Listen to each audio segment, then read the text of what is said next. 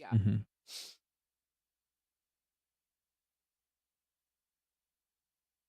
Yeah. Mm.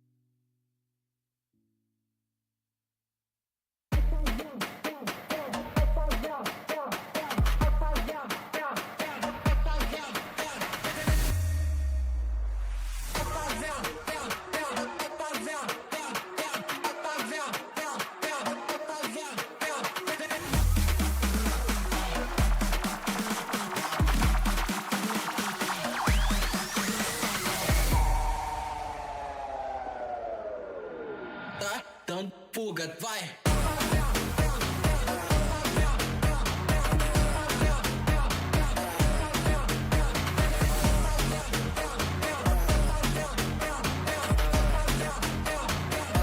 Dando fuga, vai. Não tenta bater de frente, sabe que lá tá fazendo macete. Desce, desce até o chão, ela tá doida pra colar com a gente. Fazendo macete, ela tá doida pra colar com a gente.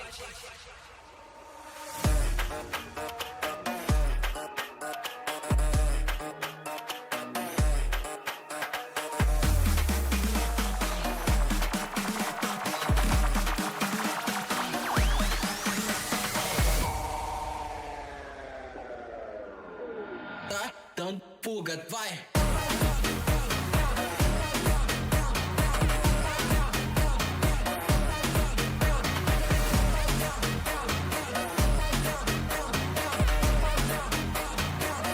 Dando fuga, vai. Não tenta bater de frente, sabe que lá tá fazendo macete. Desce, desce até o chão, ela tá doida pra colar com a gente.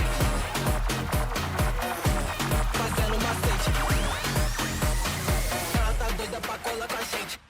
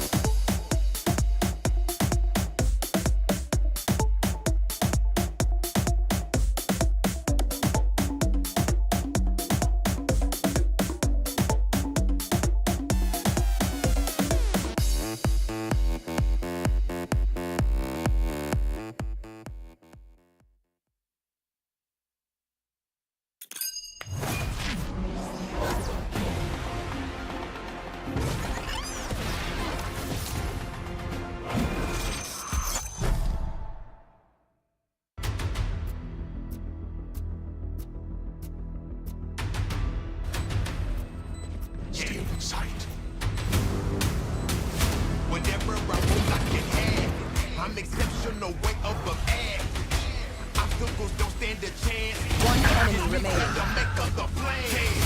It doesn't matter when nobody tells you. Believe in yourself. Power comes from within. I know they counted you out and they left you for dead. It don't matter. You're still gonna win. It doesn't matter when nobody tells you. Believe in yourself. Power comes from within. One enemy remaining. Spike down. C. You're still gonna win. Playtime is over now. Finish them. 100%. That's the minimum. I don't listen to them as some liars. Before you beat the odds, you gotta be put through the fire. Yeah. So I take on every One chance. enemy remaining. For the ups and downs, you gotta find a balance. Put you down and now you find out you really got your back. Listen to me closer, cause you know I'm spitting facts. Yeah. Spike down. Attack response. One enemy Thought remaining. I was dead, just recovering. I was just a bad hand, I just play my cards. But all I need is one shot, like a shooting star. One enemy remaining. I gotta take a stand. I listen to you long enough to hear I'm right away. But it's not a One enemy remaining. when you ran like this, I left out. One enemy remaining. When nobody tells you, believe in yourself, power comes from within. I know they counted you out and they left you for dead. It don't matter, you still gonna win. It doesn't matter when nobody tells you, believe in yourself, power comes from within. If they counted you out, One enemy remaining. it doesn't matter, you're still gonna win. Yeah, it's checkmate if we play it. Looking you gotta probably better stay with the catch. Number one, I'm number two. Cause even if I fall back, I'm still ahead of you. Yeah, we the winners, now we can't lose. Ain't no mission if I come One enemy remaining. outside, still get it in. Last player standing. One enemy remaining. Baby, got me on my own, can't nobody stop me. I'm for the birds, now I'm serious. So I'll never need a Spike period. down. B. Last player standing. Gotta fly high. If you ever had a dream, put your hands in the sky. Yeah, 'cause we never going down. When it's all said and done, we gon' still be around.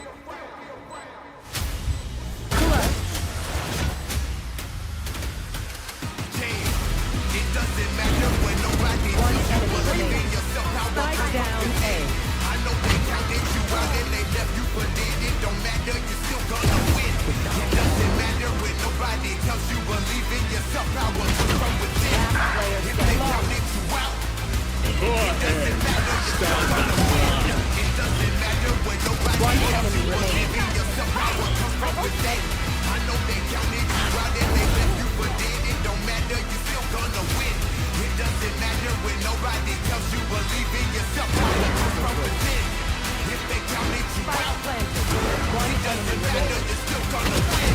It doesn't matter enemy when remaining. nobody tells you. Believe in yourself, power comes from within. Win, win, win. One enemy remaining. Grenade is live. Last player standing. I got to win. I'm unstoppable. One I enemy gotta remaining. win. I'm unstoppable. I gotta win. I'm unstoppable. I gotta win. Clutch. I got to win.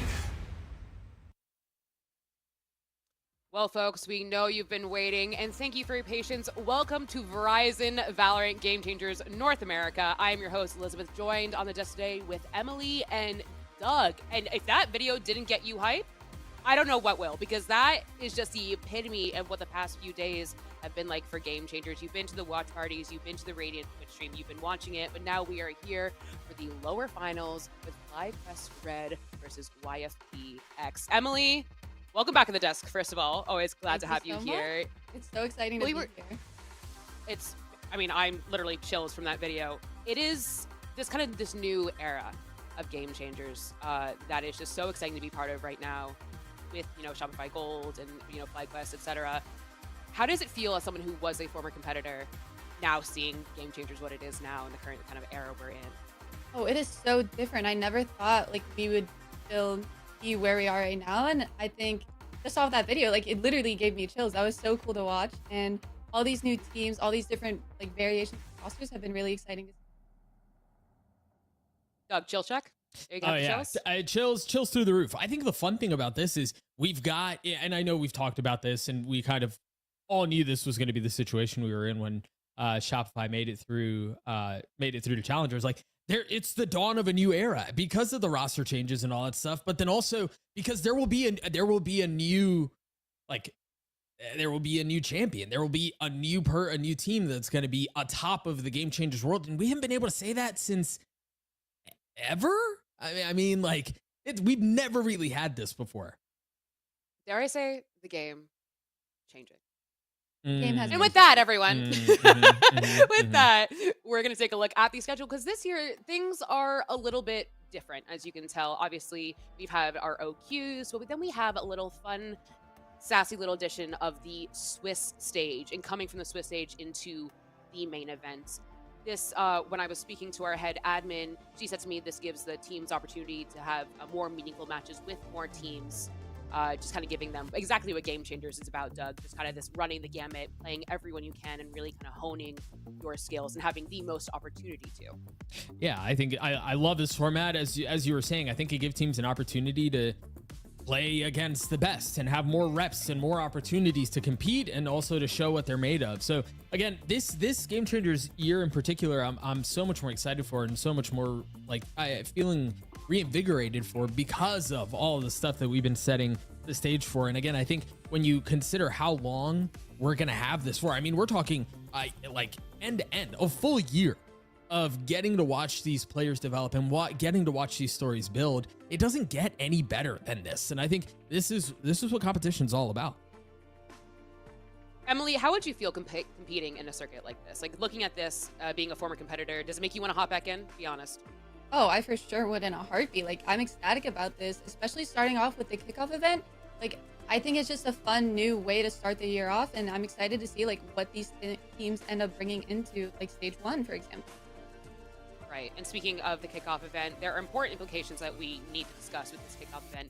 With this kickoff event, there are no implications with the GCC or the Game Changers Championship, but they are competing for a $10,000 prize pool, or as my current hyperfixation RuPaul says, dollars. This is so exciting, and it really, Emily, gives the teams a chance to kind of figure out their rosters, figure out kind of get their sea legs, so to speak, versus trying to already right away compete for these points that would kind of do or die, have do or die implications for GCC later down the line. Yeah, that's what I mean. It's just such a fun way to start everything off, and like there's no, I guess, added pressure to it. I think the one thing that is really important, Doug, is that a lot of these teams are kind of still finding their sea legs, but like again with that Swiss stage that we're talking about, really playing as many of these teams as you possibly can, so all of these players can have the best experience moving into stage 1 and stage 2. Yeah, I think tournaments like these are such a good tune-up. You find out what you're made of, that kind of idea. And I think, again, when we consider the landscape of Game Changers right now, there's no better way to start off the year. And, obviously the prize pool matters. It matters a ton. But I think for a lot of these teams, especially the two that we're going to be talking about today, their eyes are not set on winning today and tomorrow, and that being what satiates them. I mean, these are rosters that were put together at the beginning of the year with this tournament in mind, but also November in mind, right? Like, so when we look at tournaments like this, these are great for that. Find out what you're made of, fine tune the little things, and really have this be a really good launching pad for the rest of the year. These teams are hungry. If you have not been paying attention to Kickoff, the uppers and the lowers with the watch parties, whether it be Rivington or, Willius, you have missed out because there has been some insane Valorant played, and we have some new kind of heavy hitters coming through, new stars, like we're talking about, like right now with this new era, FLYR is in Apex, Shopify aren't competing in GC, and so you have all these incredible teams like Warada, who sent our 2 teams that we will be talking about today into the lower bracket by themselves. It is so exciting, and all these teams fought tooth and nail. These were such exciting games to watch. Emily, do you have a favorite game from this bracket? Ooh, I really, really, really enjoyed the Water vs. Fly. I thought the maps were very close, and especially that third map had me on the edge of my seat, to be honest, just waiting to see if Wada could close it out. Warada has been such an amazing team to watch. Again, like I said before, Doug, Warada is the team that is the reason why we're here today, that has sent FlyQuest Red and YFPX to the lower bracket, but you can watch them tomorrow. They're on tomorrow. We're talking about today, right? We're talking about FlyQuest Red first, Doug. This is a roster that is kind of, you know, Game Changers staple, really. It just has always been here. You've seen the FlyQuest red. It kind of just feels like they're just, how do I describe this? Just always kind of like what was Shopify and FlyQuest, Doug. Yeah, I mean, FlyQuest just, they feel synonymous with Game Changers. A tale as old as time, a household name, you know, whatever you want to call it. This is a team that has undergone some roster changes, but you take a look and you go all the way down the list and you can associate them with, at some point, a high degree of success within Game Changers. And so when this roster was built, they were built with championships in mind, right? Like, they put this together because this was a team that they felt like they could compete and they could win. And yeah, they just have the one blemish, so to speak, on their roster, or on their tournament, excuse me. But other than that, it's been really clean, right? Like, it's been super smooth tournament run for them. And it'll be really interesting to see how they match up today. I think moving forward with kind of this roster, I think that, you know, the roster changes did surprise a lot of people, Emily. But they really, like Doug is harping on, that this was a team built for success. And they are really proving, I think, a lot of doubters wrong. Oh, of course. I mean, even though they are like a new roster, like this roster wasn't created that long ago. If you look at the individual players, they have been here since like I was playing GC, since like the first ever Game Changers, before there were even like, what, 2 orgs, I think, at the time. It was Cloud9 and then TSM. And if you look back, Sonder has been here since day one. Lace has been here since day one. And I think it's just really cool to bring back all these like OG players and form kind of like, I want to say like a god roster. Ooh, like the OGs. a god roster. Yeah, yeah. They're so experienced. They've been here literally since day one. And I'm excited to see like what they can do together. I think someone we have to we would be remiss if we didn't highlight them, is the queen herself, the Bob. Frag machine. Bob. Sometimes you just watch Bob and the stuff she is able to get away with and just make happen, Doug, is astronomically unfair. Yeah, I mean, some of the stats that Bob have put up have been ridiculous. And Emily, you were talking about some of these that like old school players who've been around since the very beginning. Bob, I mean, it feels like forever ago, but remember Bob stepped in to play for Cloud9 White when Annie stepped down. That was Bob did do that. Well, yeah, forever ago. Yeah, I mean, coming straight in from what we were playing in Challengers, right? They were on ooh, I'm forgetting the name. But going from that roster, coming into Game Changers, stepping back out to Challengers just to come back again has been so exciting because Bob has so much talent. I believe Sad to Blue Otter, I believe was their resume. Yeah. That's what it was. So to speak. But, you know, Bob, I believe, was the first Game Changers player in North America to make a Challengers team. Obviously, like, making waves and making strides. And please correct me if I'm wrong. Doug gave me a scary look there. I was nervous. No, not you. You're good. But Bob is kind of one of those star duelists that is able to just, again, like what I talked about, like these insane stats that have always been good and has always been so consistent. But something that we also wanted to highlight here on the desk was Bob's ability to flex onto the Tejo, which is something that is really, really exciting. And Emily, I know you as a former player want to kind of talk about being a duelist and knowing what your initiator needs to do for you, kind of that flexibility and that almost like niche, that nuance of knowing exactly what you want. Yeah, no, I was really surprised to see Bob taking the duelist role here for FlyQuest. Yes, having those few games on Teo and stuff, but just looking at their past, like they have been so successful on the initiator role. And I think for any other player, having to make that transition between initiator and duelist would be a lot harder. But just because of how, I guess, experienced they are on initiator, it seems so like effortless, the transition, just because when Bob goes to duelist, Bob knows what she wants, like what util she wants thrown for her, how to exec certain things, how to make certain plays. And then when she goes back onto the initiator role, she already knows what to do for their duelist. Like she's like constantly swapping back and forth, and it's just like effortless. And I don't think a lot of players realize how hard that can be. Well, and I think even not the utility, like what to do, but also when to do it, like understanding the timings on some of these like flashes, or understanding how you want to drone on the other side of a smoke. You know, these little things that often get lost that are so impressive. And I again, allow the initiator to set up the duelist as well as they can. It's so much fun to watch because, to what you're saying, Emily, it feels second nature. It feels natural. It feels easy, or it looks that way anyway. Looks that way. That's the key thing. You know, these are very practiced, scrim heavy rosters. But why FlyQuest Red will be facing YFPX. A lot of syllables today. In today's lower finals, a best of 5, and this YFP roster has some of those heavy hitters that we were talking about. You know, like Nora or Scary Shark, if you will, or an Ev. But this roster is just kind of cerebral, Emily. Like looking at the players that they have, like dang, is all I can say looking at the firepower that they have. Yeah, no, they do bring a lot of firepower, and I think one thing with YFP is when I look at them and when I watch them play, they aren't as structured as, for example, when I watch FlyQuest. Like FlyQuest seems more set, whereas YFP, I think that is going to be like the main factor that could bring them the win here is the fact that they are not structured. They're very loose, very unpredictable, especially with their comps. Like, I think that's honestly like the main upper hand that they have over FlyQuest.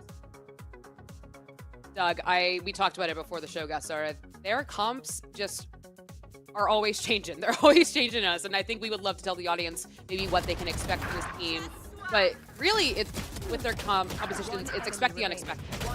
Yeah, and so I've had the pleasure of watching professional Valorant since the launch of the game. It's been like 5 years now. I've never seen a team do this consistently, where it seems like from one day to the next, they're changing compositions. And you know, and Emily, I'm sure you can speak to this as well, as someone who's been in the trenches, as someone who's had to figure out what's the optimal comp to run in certain situations and metas and what have you. That's not easy to do. And I think for a lot of people, you'd look at that and go, well, wait a second, wouldn't you want to keep the timings? Wouldn't you want to keep some of the utility combos that you know you have? But for them, it seems like they prefer it this way. They prefer to be making changes almost match to match. Just Yeah, so and it has been so strange to watch. Like almost every map, at least one player or agent has been swapped out. And I don't know how they keep coming up with these ideas and these new like innovations, if you will, but it's like every map there's something new, and it's really, really cool to see that they're able to do that. Doug, what do you do if you're FlyQuest when you see this? When you, like, I was prepping for this broadcast this morning and I went, oh no, how am I going to prepare for this? And I'm just a host. I cannot imagine in a best of 5 having to face a team where you literally don't know what they are going to play. Yeah, I think a lot of that has to come down to you just knowing what you're about and playing the game your way, right? Because to your point, you cannot prepare for what it is that they're going to try to run, because you may understand their comp and then they run something silly, and then you have to try to all the preparation and all that stuff kind of goes out the window if you're trying to lean heavy into ante. And I think for that in mind, yeah, you just kind of have to stick to your execs, stick to your timing, stick to your defaults, and rely on that, because to the point you're making, Liz, you can't really do otherwise. Yeah, you really, really have to just play your own game and trust in your own fundamentals and your own like comps too. Like you have to know what you're doing, because you can't like counter strat them. You can't VOD review them, because it changes every VOD. Like you don't know what you're going to be up against. You just have to trust in your own strength as a team, your own fundamentals, your own game, and really just kind of force them to play how you want them to play, because it, like regardless of what comp they run that day. Yeah, and Talk to me about think that, Emily. Oh, we were having a conversation around the structure of FlyQuest versus the lack of structure, or seeming lack of structure for YFP. I think when we think about this, in most situations, structure will win out. Fundamentals should win out. I think teams who are playing against more of this like wacky, unpredictable style, they get in trouble when they lose the fundamentals, when they lose sight of that stuff, because of the chaos that's before them. And so I think if you're FlyQuest here, you have to stick to your guns. Fundamentals, in theory, should win out more often than not, as long as those are stuck to. but Doug, to your point, if I may play a little devil's advocate here, we all love that in a debate class. To borrow caster phrase, time and time again, we've seen teams that are not prepared for a certain comp flounder. You said you watch professional Valorant since the inception of the game, 5 years. You've seen, again, time and time again, teams that are just unable to almost just they kind of melt under that, the difference in comp and the difference in the pressure. Yeah, I think the issue you get into is, like we were talking about earlier, when it becomes a part of the preparation, because you can't prepare against that. And so I think a lot of that, when it comes down to it, and this is something that we should probably talk about as well, because when you are facing a very volatile situation, there's got to be a voice that is kind of like the calm in the midst of all of that. FlyQuest doesn't have a traditional caller in the sense that there's one person who's directing the troops. It's a bit more by committee. And so that's something else that they're going to have to navigate through. And I imagine that's much easier said than done. Of course, I would Emily, I'd normally love agree with you. Oh, sorry. Ooh, no. If you're gonna, No, I was gonna say disagree, I would normally agree with you, but I'm just looking at the roster that FlyQuest has. They have two really strong, like well-known IGLs, Bob and Lace, and I think, yeah, because they don't know what they're gonna be up against, adaptability is gonna play a huge role into like who wins out today. But I think because they have those experienced players, I think they'll be able to like. I don't think they'll have as much trouble as he might be. I guess. Any rebuttal, Doug? No, I think the conversation now needs to look towards maps, because I think that will likely set the stage for us to be able to talk about compositions and things of that nature. So this is what I was most excited to see, and I think seeing Pearl and Split off the board, it makes sense. I mean, looking at this map pool, we've seen the bind over and over and over again in Game Changers. When I was watching these games the past few days, I feel like the only map I looked at was bind and also Lotus. We haven't seen too much of a Haven or a Fracture from either of these teams, if we're being honest. And so that kind of like that lack of preparation that we're talking about is almost a boon in this case, Emily, because there was nothing to repair. You know, these teams, you haven't seen this much on them. I haven't seen a lot of tape on them, so you don't have the added pressure of just, you know, prepping. How are we going to do this? Any strat, et cetera, et cetera, et cetera. It's just like what you said, Emily. Stick to your fundamentals and play your game. Yeah, no, I agree. We haven't seen these maps yet. So I think for the first two maps, it will just be whoever kind of plays the best with what comps they're running and who can adapt to whatever the enemy team is doing. But I think going to that bind, I am so excited to see this, just because, yeah, like you said, we have watched both teams play bind. Both teams kind of struggle on it. I think it'll be a close match. I'm actually really excited that we're starting off with Haven, because, you know, this conversation we were having around compositions for YFP and what do they run. This is perfect, because it's another look that they haven't shown us before. The last time they ran this map, they were running the ISO Yoru Omen. This time they're running the Astra Chamber Jet. Like, they continue to lean into this volatility of, we're going to play whatever we want, regardless of what we've run in the past and what might be standard at the time. It's been very successful for them. Meanwhile, they're going to be going up against the standard comp from FlyQuest, the comps that they have not lost on, and they've continued to stick to their guns with. This first map is literally our entire conversation for the last 5 minutes encapsulated into freaking 13 rounds, or, you know, however long it goes. Oh, famous last words, Doug. Now we're gonna have the longest VCT match ever in Game Changers. Now that you said that, Emily, that what you were talking about, we have Bob on the Tejo setting up Unstable on that Duelist, and that kind of the boon of like, and also Tejo being the new initiator that is so oppressive and so powerful and seen by so many as just broken, if you will, is gonna be really exciting to watch, and kind of what we've been discussing with the again, what Doug is saying, the past 5 minutes that we've been talking about, that Duelist initiator hybridness of Bob. Yeah, no, I'm very excited to see that. But pointing at YFP, I just want to point out their comp. Like, I cannot wait to see how they run this, because they have such like I said, like a loose aggro comp. Like, they have Chamber instead of a Cypher, Astra, Breach, Fade, Jet. Like, I swear they're going to be fighting like everything here. And I want to see how FlyQuest counters that with the Teo and the Omen. It's always good to see a Chamber. It's kind of like a nice return to what the past has been. But something I would like to bring up is that, you know, Melia, we've seen her on Duelist, or see them on Duelist often, and this is so exciting to see kind of the Chamber, the kind of this constant sentinel battle that we're always seeing. But enough from me and us from yapping. We have two amazing casters standing by for you. It is Van Silly and Lemon Kiwi to discuss the game. So friends, take it away. Thanks so much, Liz. Yes, let's kick things off, folks. Two staple names in the Game Changers scene clashing for a ticket to the grand final. It doesn't get better than this. And two rebuilt rosters, including Ev facing her former team that she left a few weeks ago. The drama, Vans.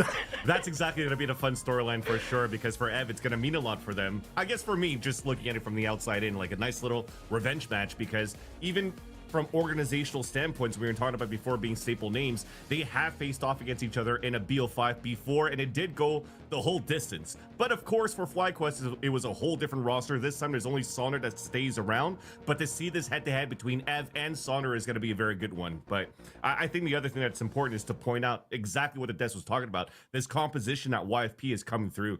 But with a Chamber and a Jet playing against what you currently have here for FlyQuest, it's going to be super fun to observe and pay attention to, because I feel that this will be just a counterpick to what FlyQuest has been doing. You know, the Des has mentioned that it doesn't really come down to what you've practiced or play your own game. You are playing your own game in a sense with YFP, but also I think to the strength to what FlyQuest doesn't have, because FlyQuest doesn't have enough scan or stall to push the ops away from the lines. So I'm going to keep a big eye here on both Melia and on Bunnybee on how aggressive they're going to be on these lines on a defense. And this is a BO5, so we're going to be going deep into that playbook. And I love what Emily brought up on the desk of every time you watch a Game Changers team, or at least in the past couple weeks, like the comp can change every map, but it's very hard to know what to expect and what to prepare. And you're going to get like really crazy compositions, or at least unconventional compared to if you watch VCT or Challengers. So I'm really excited to see. And speaking of Challengers, you know, how Bob is doing on this team and others. We got players that play in the collegiate scene as well. We'll see how they flourish at the beginning of our Game Changers season, beginning with FlyQuest. Already testing the waters, and look at this aggression from YFP, jumping off the window. Lace is going to delay and just try to hide in her own spawn.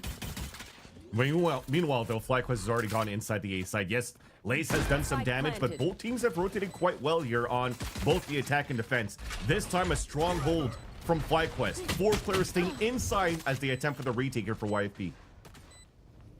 Now, no smokes obscuring heaven or that back door, so FlyQuest just trying to peek carefully off of Sonder, who's going to still have a flash, and now just kind of a desync because FlyQuest still managed to hold back the retake, and it's just Melia against the world. FlyQuest with a flawless round off pistol, despite kind of that early aggression that came out from YFP. Everyone took damage, but no one died. Yeah, again, it was all audible calls that you needed from both teams, and the reason why it was so nice was once YFP realized here that the camera was thrown towards the boxes, he got immediately broken, and we walked down middle. We almost caught Lace at that point, and if Lace died, that was going to be a lot of players that were going to be able to flank from the A lobby all over. But when Lace calls able to say, hey, I'm being rushed down, let's just rush towards the A site. They get an open site, they get a stronghold into the post plan for FlyQuest, and he capitalized here on a beautiful pistol. So that's very nice to start. YFP looking for a 3-player stack down and a walk down with the breach fault line if they could come into contact out of anything, but if not,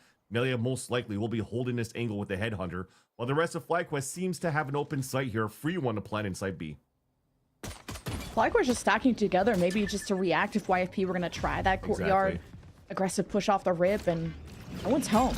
It's kind of suspicious. And you're even using the Tejo salvos to just drown out any places that would be scary to peek, because YFP with the Sheriff's pre-aiming can still do a lot of damage. Here's the swing from YFP. Bob stays calm, cool, and collected, and with the power of Lace by her side, FlyQuest make quick work of this round with the spike planted as well. Yeah, very safe plays coming through. A little bit of damage being done, thankfully, for Bunnybee to drop 2 of their own, maybe even a 3rd. Last player standing. Wait. That almost was winnable. Scary Shark, 1v3. Just the classic, still has the fault line. Paranoia comes out and almost dodged it. Great pressure from FlyQuest. And just to work in pairs and to deal with problems one by one and to not get too stressed and panicky off the rip, because it is map 1 and we haven't seen kind of how these teams will react on a big stage like this, or I guess on a big broadcast like this. Yeah, but if anything though, there's still a lot of good damage that was done here on the side of YFP right here, and do some body damage on the top on Bob towards the back there, and then also doing some damage. I saw the dink onto Kara right here from Scary Shark, which is really nice. So that's gonna force FlyQuest to not have the best of buys going into their bonuses, and could put YFP in a very good spot here. This is exactly what we were talking about before. You're avoiding here the line of the fault line, you get an off angle, and you could TP away, and there's nothing that's really going to scan you out of position unless you're forcing your attackers to drone very early, where you're going to kind of need that to maybe try to clear out sewers on your split here for FlyQuest. So Melia has a good spot in this gun round. Missed a shot, unfortunately. Yeah, you just hyped her up so much. I'm looking forward to how Melia's gonna develop, especially. She's been competing since like what, mid 2023, and her first GC was just last year. We're meeting some of her teammates on Solstice, so you gotta really pop off early rounds when playing Chamber, and YFP still gonna get those picks they were looking for at A, but making their way in is unstable and wrapping around. What a good trade from Bunny B. That could have been an easy two-piece for FlyQuest, as Kara still carves her way to the back of A. It is a 2 versus 2 though. It's not gonna be easy as Ev takes the high ground, and Corrupt now facing multiple opponents, and Kara just jumps out in time to close out the round for FlyQuest. How the hell did that happen? I was just watching, who was it? Corrupt just running back and forth blinded. I wonder if they got blinded by their own teammate too, because that looked like it was a paranoia that came through. Nonetheless though, it was somehow capitalized on FlyQuest on the post plan, and this is what you kind of need when you have like they're already wasting a lot of their scan utility at the very beginning of the round, and they have really nothing left to scan inside the site. You have to be good on your fundamentals, just like Emily was mentioning before. So they moved in as a group, they isolated defenders onto different spots around the A site to be able to set up a good crossfire on the post plant. Or not even the plant at all, but like at least to deny here the flood back from the defender's side. That said, you see a much slower buy going into round number 4 for YP. The bonus round was converted, and now the C site is also converted for FlyQuest. As far as Ev wanted to stay on the site and probably didn't know there was that much danger until it was all up in her face, and there was good delays with the Astra Stars, but FlyQuest just reacting so well off the information from the drone and just flooding in with confidence. That's really what I want to see early from these teams. It's how confident they are. And with Sander on the team, you just know it's oozing, but YFP still have 2 left. And now just Melia with the classic, hoping to go down with the ship. You'll definitely get to a point here where the tides may turn for YFP's side, because look at Melia's money. Currently at 2,400, getting very close to be able to get an operator out, and think about the free op that you get off the ultimate from the chamber as well. And Bunnybee could maybe lock things down later down the road across the A site. So yeah, it's just something that we're seeing that's quite normal after they couldn't convert their gun round against the bonus here from FlyQuest. Just trying to wait for the economy to right, and then hopefully they get the couple of rounds that they were needed here to warm things up. And immediately, as we mentioned, I almost saw a double op coming out here for that round as Bunnybee almost instantly bought one, but looks like it's just gonna hold into a single op for now, with Melia covering up here towards this garage/B site. Changing things up because Melia was looking for a play at A long last time, so wanting to maybe surprise them at B main or even garage. So FlyQuest be stacked up to take an early dash at A short, and off the hunt, YFP looking for early info to send Bunny B on a prowl. They go and hunt for an early pick, just like they would hope to do last round. And the Prowler kind of missed the second one from Corrupt, so no info on A short. So keep an eye on what Unstable or Bunny B can do early. And Sander gets a peek, thinking there was a sense of security with how deep Unstable was. And now I think that Prowler to discover Unstable, Corrupt dancing around and deciding to just concede and get away so that Bunny B could clean up the kill. Yeah, if anything, they heard a dash from the very beginning. So for sure, the Jet Unstable was pretty much pinned inside sewers. And it was really nice here for Bunny B not to overreact to try to get the flank right away, and just making sure that they were able to cut rotates first. So nice little 2 early kills, but FlyQuest, this is still Bob that's alive here on the roster, and she could definitely turn it back in favor, especially with this work happening now on from the B site. Kara going alone with the spike, and manages finally to open things up and TP inside, but here's the push and dropped.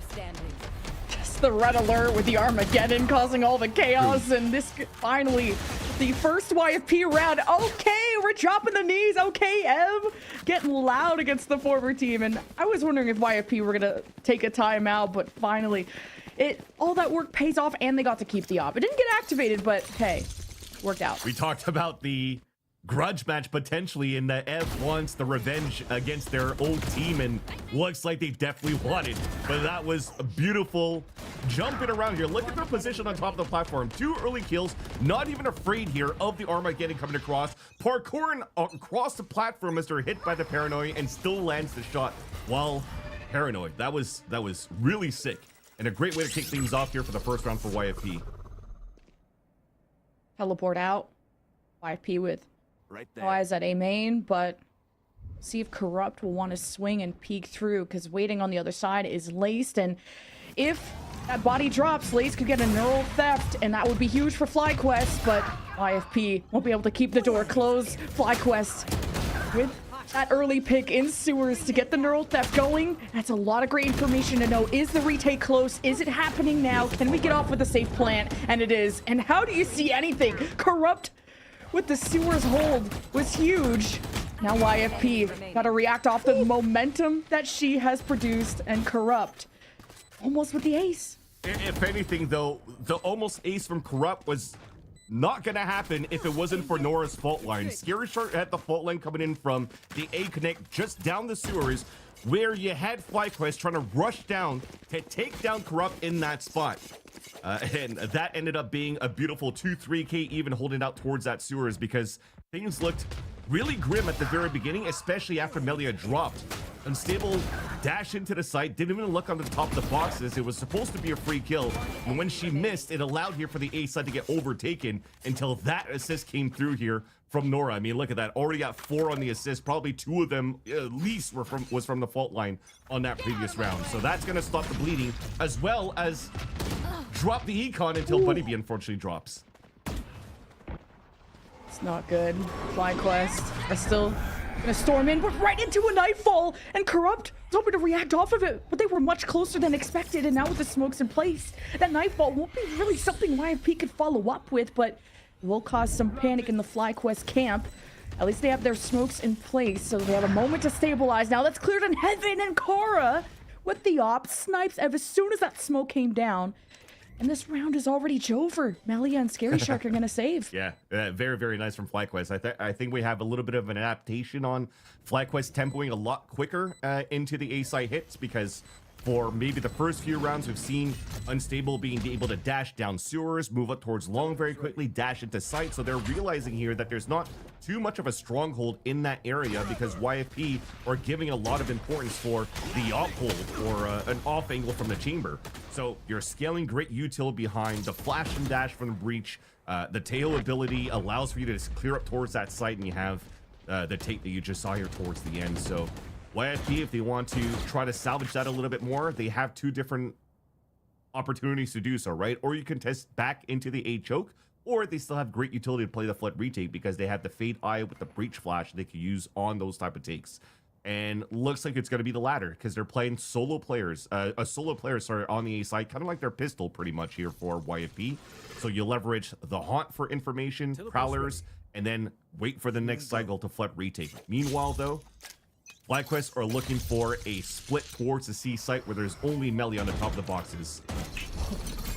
YFP are a team that look like they're taking more risks, and it's the comp that does just that with the chamber and what Corrupt's able to do at A sewers, but FlyQuest gonna try their hand at C with the drone pinging YFP at the back. An early first blood for FlyQuest as they decide to pivot, realizing that site is more stacked than they expected. It's not just like a 1 sentinel or a 1 defender thing. So FlyQuest gonna play some mind games. So yeah, and it's working, because YFP are just dancing around between site to site and finally guessing that it might be an A finish, and it's a pretty good read. Rage could still assist if the fall line comes up soon. Corrupt now under heavy attack. Ev coming out to support. Ev's got to hold the one side, and the Bucky where the sun don't shine. Get it. Corrupt with 2, going for more, but FlyQuest hold their ground and are able to dislodge those defenders. YFP are not a team that are going to leave that A site.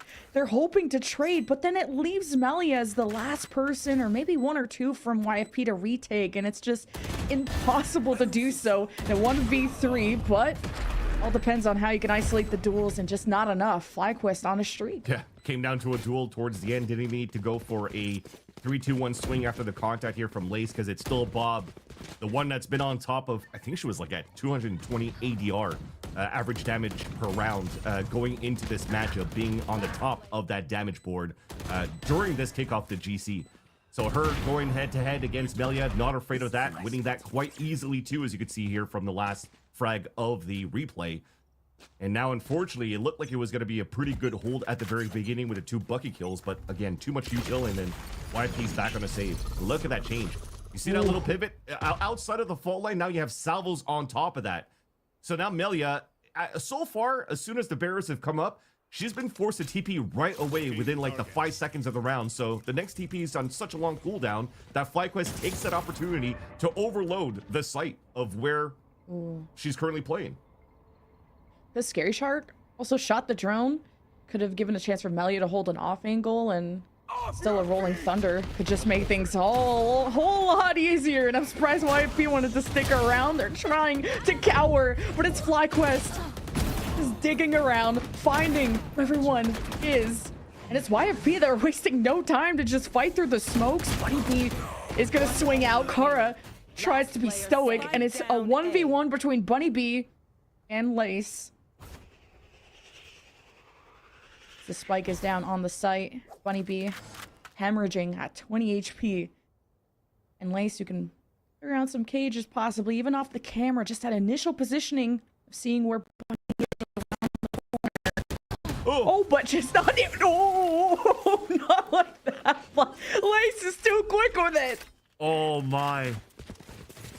That is so unfortunate for Bunny B. That could have been such a good round for YFP to salvage. I respect Scary Shark, even Nora running forward, eating the Rolling Thunder so she could bait her life away. Pretty much at this point, she only had a Sheriff so that her teammate in the back with the Vandal can get a double kill, giving a chance for Bunny B right here to potentially get that win. And Bunny B looked like she ran out of bullets after the 2-tap or something. I don't know what happened. That shouldn't have happened. And FlyQuest are now running away here with the half because of that. And we were talking about rounds that needed YFP to warm up, and unfortunately, it's not there yet. FlyQuest has come out to fight. And they're not giving YFP any chance, any room to breathe. As Melia finally has the Tilda Fuss coming out, watching towards the sewers. I'm glad that Doug is on the analyst desk because he's going to get to listen to me say Tilda Fuss every single time. He's going to hate me for it, but yeah, exactly. And you could say it as well. This is awesome. Yeah. Double take, but also unfortunately Corrupt just dropped towards the garage, and that gives a lot of room here for FlyQuest to start defaulting around the map.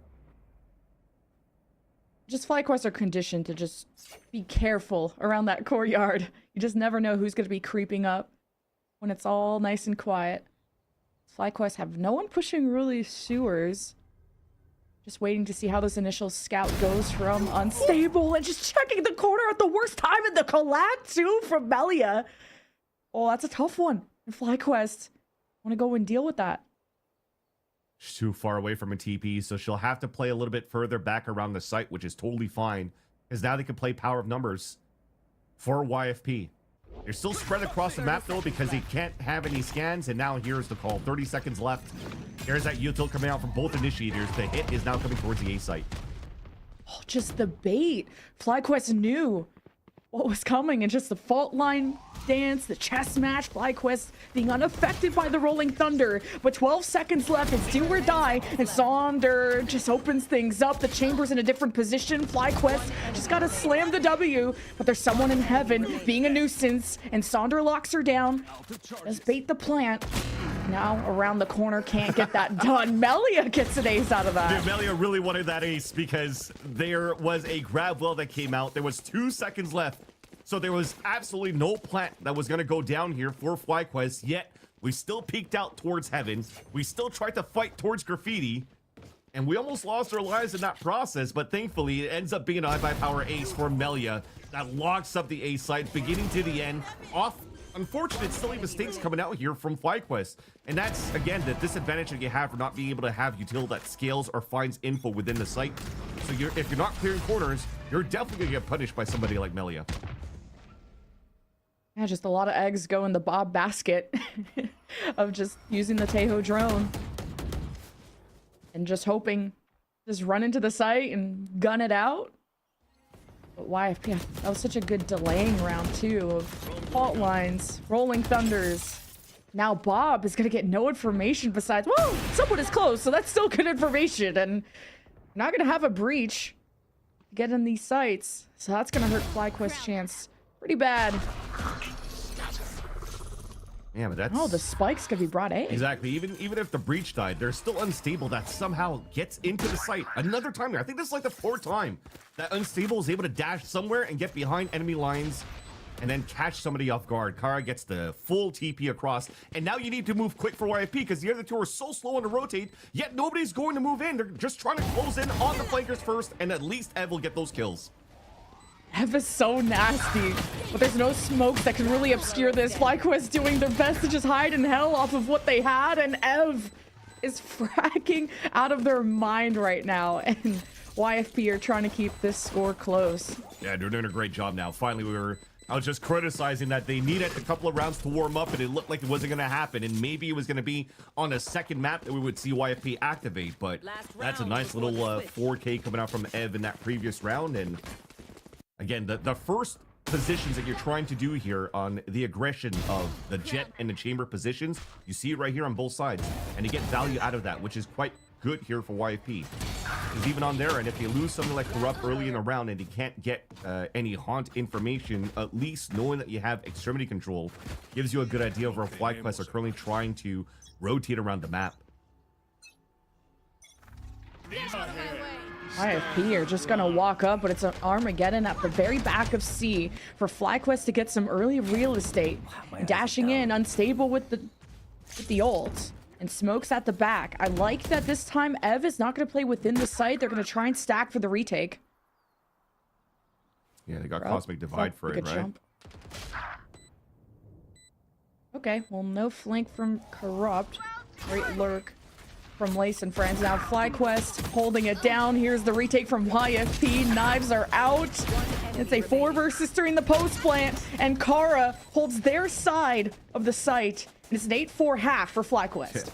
Nice close towards the end here for FlyQuest. I mean, they were just waiting for the refresh and the timing to get the FLYR retake back into the site, but it seems like what they utilized didn't really affect here FlyQuest on that post plant, using a lot of their players within and staying within the C site. Again, it's playing your own game, but understanding what your opponents are, what you're up against your opponents, right? Knowing that there was a Cosmic Divide that was going to be utilized at some point, but it was only used for C main instead of really slicing out the map. So it was very hard here for YFP to scale from the back of the spawn to fight the back of the site first, and then fight the front of the site after.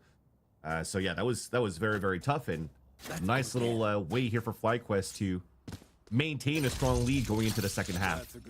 Now you have YFP on the attack, and they're trying to fight right into Lace's position, and this is his position that she's done before. The trip towards the platform to avoid any like neon slides that she's played against in the past, or even a jet dash at this point, but she holds that aggressive angle and plays the camera passively to watch Garage, and that's why you see this camera move in this radar a little bit. So she has a lot of responsibility while being quite active in front of the C site. Poor engagement between Melia and Unstable on the right side of the map. Meanwhile, we'll see how YFP's objective goes.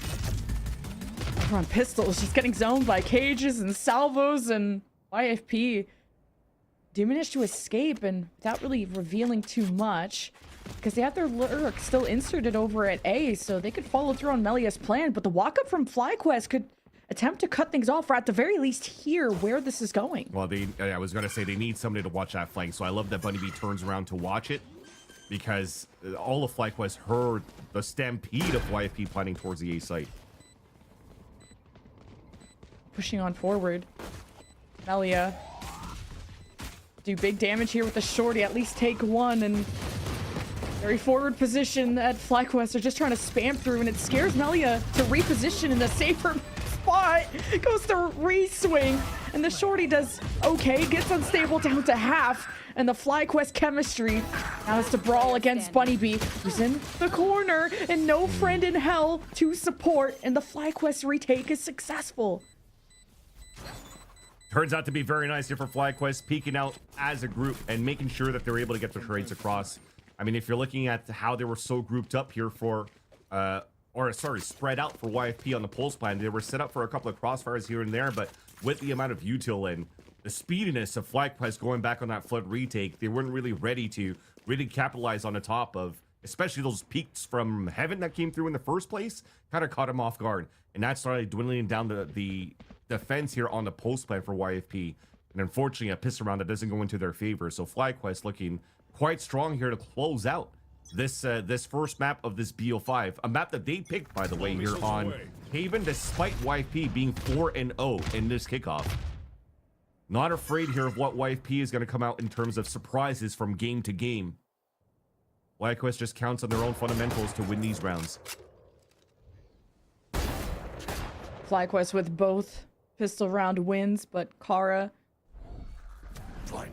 continues to lead them to a favorable round, and Ev got blinded, and Kara is spawning a lot of members mid and having a good weapon to try and duke it out against them. YFP going in blind, try and deal with this and taking damage in the random headshot. Kara is doing the Lord's work here in Garage, and the spike is down, and Kara's going for the ace without really repositioning, just staying in Garage and shooting at everyone that comes in her direction.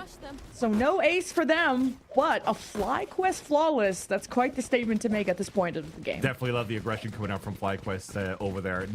It looked like it was going to be overzealous and overcommitted at this point when she paranoid and jumped out, but because she had support from Sonder in the back here with that util coming through, sorry, from Nora in the back, with the aftershock that came through, the fault line after, and then they were able to work in tandem to really take him down. And yeah, I was right, it was Sonder. I was trolling there, but the aftershock to really push them into spots right into Kara's crosshair and making sure here that FlyQuest were able to just win an easy anti-eco and have a very decent buy here into their third round. They don't want to upgrade too much because they want to have, it looks like potentially even the operator going to the next round, because Lace is at 4,100 yet still decides to hold the Sheriff. And this position that she plays once again has, again, the reason why I'm saying that she likes to play this spot, but YFP looked like they had a game plan at the pistol round to try to take her down. Because it doesn't matter if they get pinged out by the camera, they still want to walk up and then spam through the cage in that right spot that Lace likes to play. Now with that Melia first blood, like your lurk can create a lot of paranoia around the middle of the map, as YFP can't seem to traverse through C long. Because of that early peek from Lace, she calls for early support. She got it from Sonder and Bob rotating over, and with weaponry they have, can't underestimate what a Guardian can do, especially in the hands of Bob. And FlyQuest gonna reposition around the map just to worry about the gaps around the center that were left. And YFP have cut all noise and hope to recommit into C. And it's good because YFP hasn't broke any of that util from Lace yet. So you could just keep a camera up, watch both angles, play 2-2 on A and C, and hoping that your crossfire will be good on C over here. Well, Sonder stays safe for now. Can't say the same about Lace and this blind. Everyone is blind. But Sonder reemerges and tries to anchor the site. And trading 1-for-1, not too bad. 12 seconds. Safe plant once the salvos have extinguished. And it's Bob and Unstable. I want to shake things up. And it's an opening pick, but just too many numbers from the YFP side on the post plant to break through for FlyQuest, but a much needed round off of a fantastic first pick from Melia. Yeah, and unfortunate that Lace missed a couple of shots there when a beautiful flash came through from Sonder, and Lace maybe could have had a free pick there on the top of C to make things a little bit easier for Sonder towards the end to try to anchor and delay as much as she could for the rest of FlyQuest to rotate across. YFP reacts on the fly, gets a plant even towards the back of the site. Funny enough that they went for that type of plant. It's potentially because of the salvos that came through on a rotate here from Bomb. So they just said, okay, let's flip the map. We'll just fight them toe-to-toe, head-to-head. And they got it. Ooh. No picks from Unstable yet, but a shot that was thrown across the whole map. So YFP got to be careful where they step. And Unstable is going towards A to help support Bob, who could easily drone up just to get information, especially with the noise heard. And there's that drone coming out. Only one gun can be heard. Unstable? Did he spot the kneecap there? I don't know. I'm seeing things too. But Unstable is going to hold this position. So is Bunny B, though. I think Unstable might be over-peaking here. Still gets the kill on Nora. Away with that. Come on. That's insane. And Bunny B upset, trying to get the chase on. Dashes right side, and the double kill swings the favor back into YFP. And now being above, here's the double swing for Fly. Actually kind of desynced. Kara didn't go forward with Sonder. Now it's Lace and Kara that have to work together. Smoke's about to dissipate, and Kara is still alive somehow, even though Lace is walking in to support. And it's still the job done by YFP. What a nice answer back, though, for YFP, despite them losing Nora in the very beginning.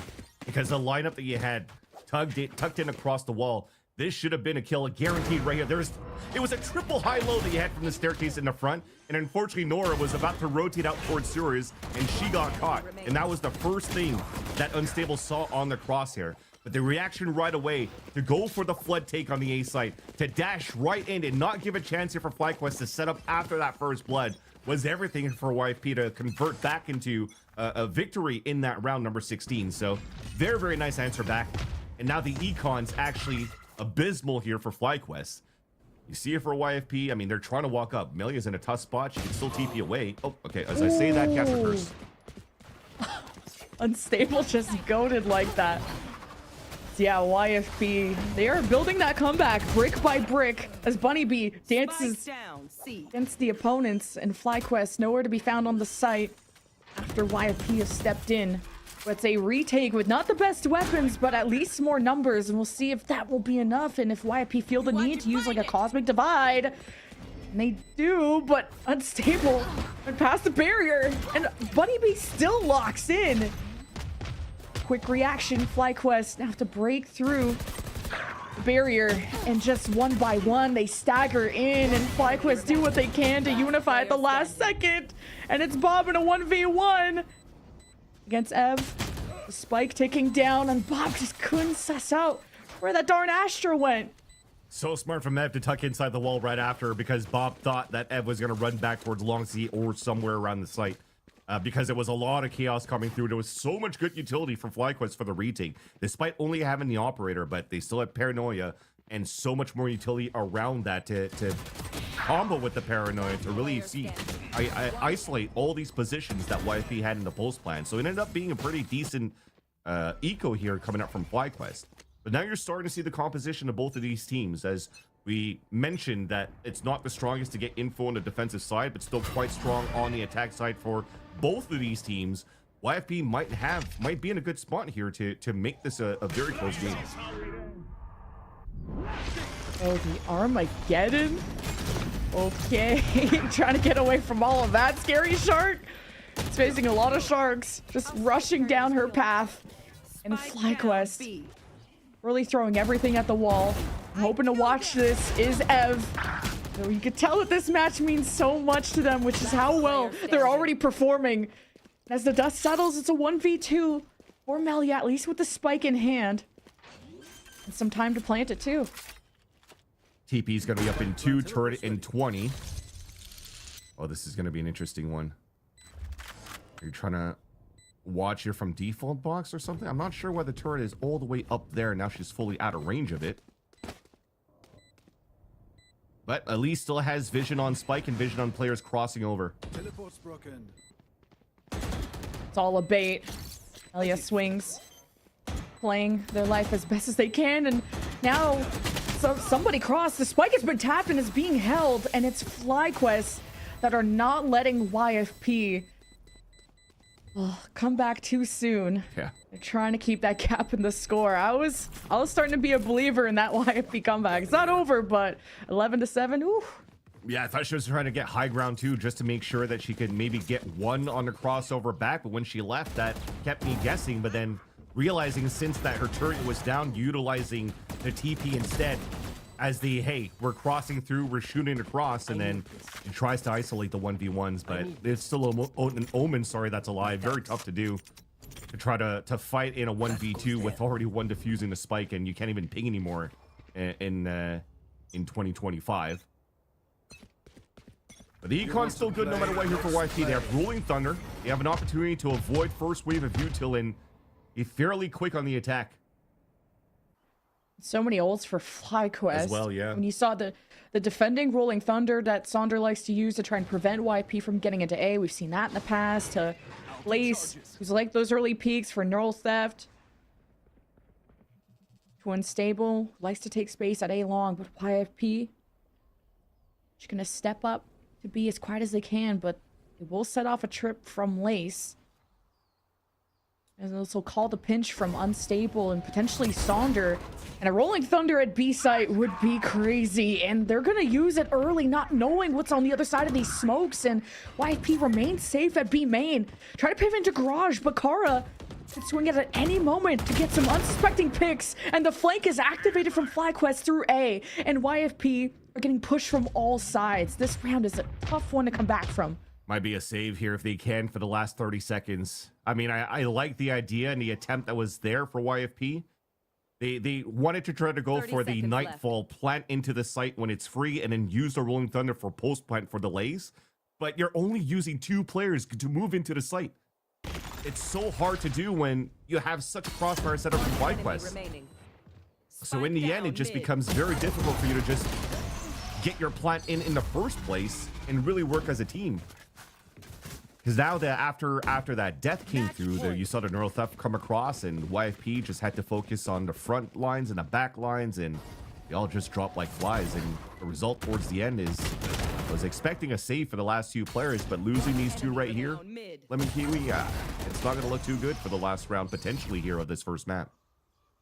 Look at this. My hope is that maybe Unstable, can they buy up? Because they had just used knives, so there's a silver lining if you get like a telescope out. I mean, but Sunder or Bob is going to be able to buy for Unstable no matter what.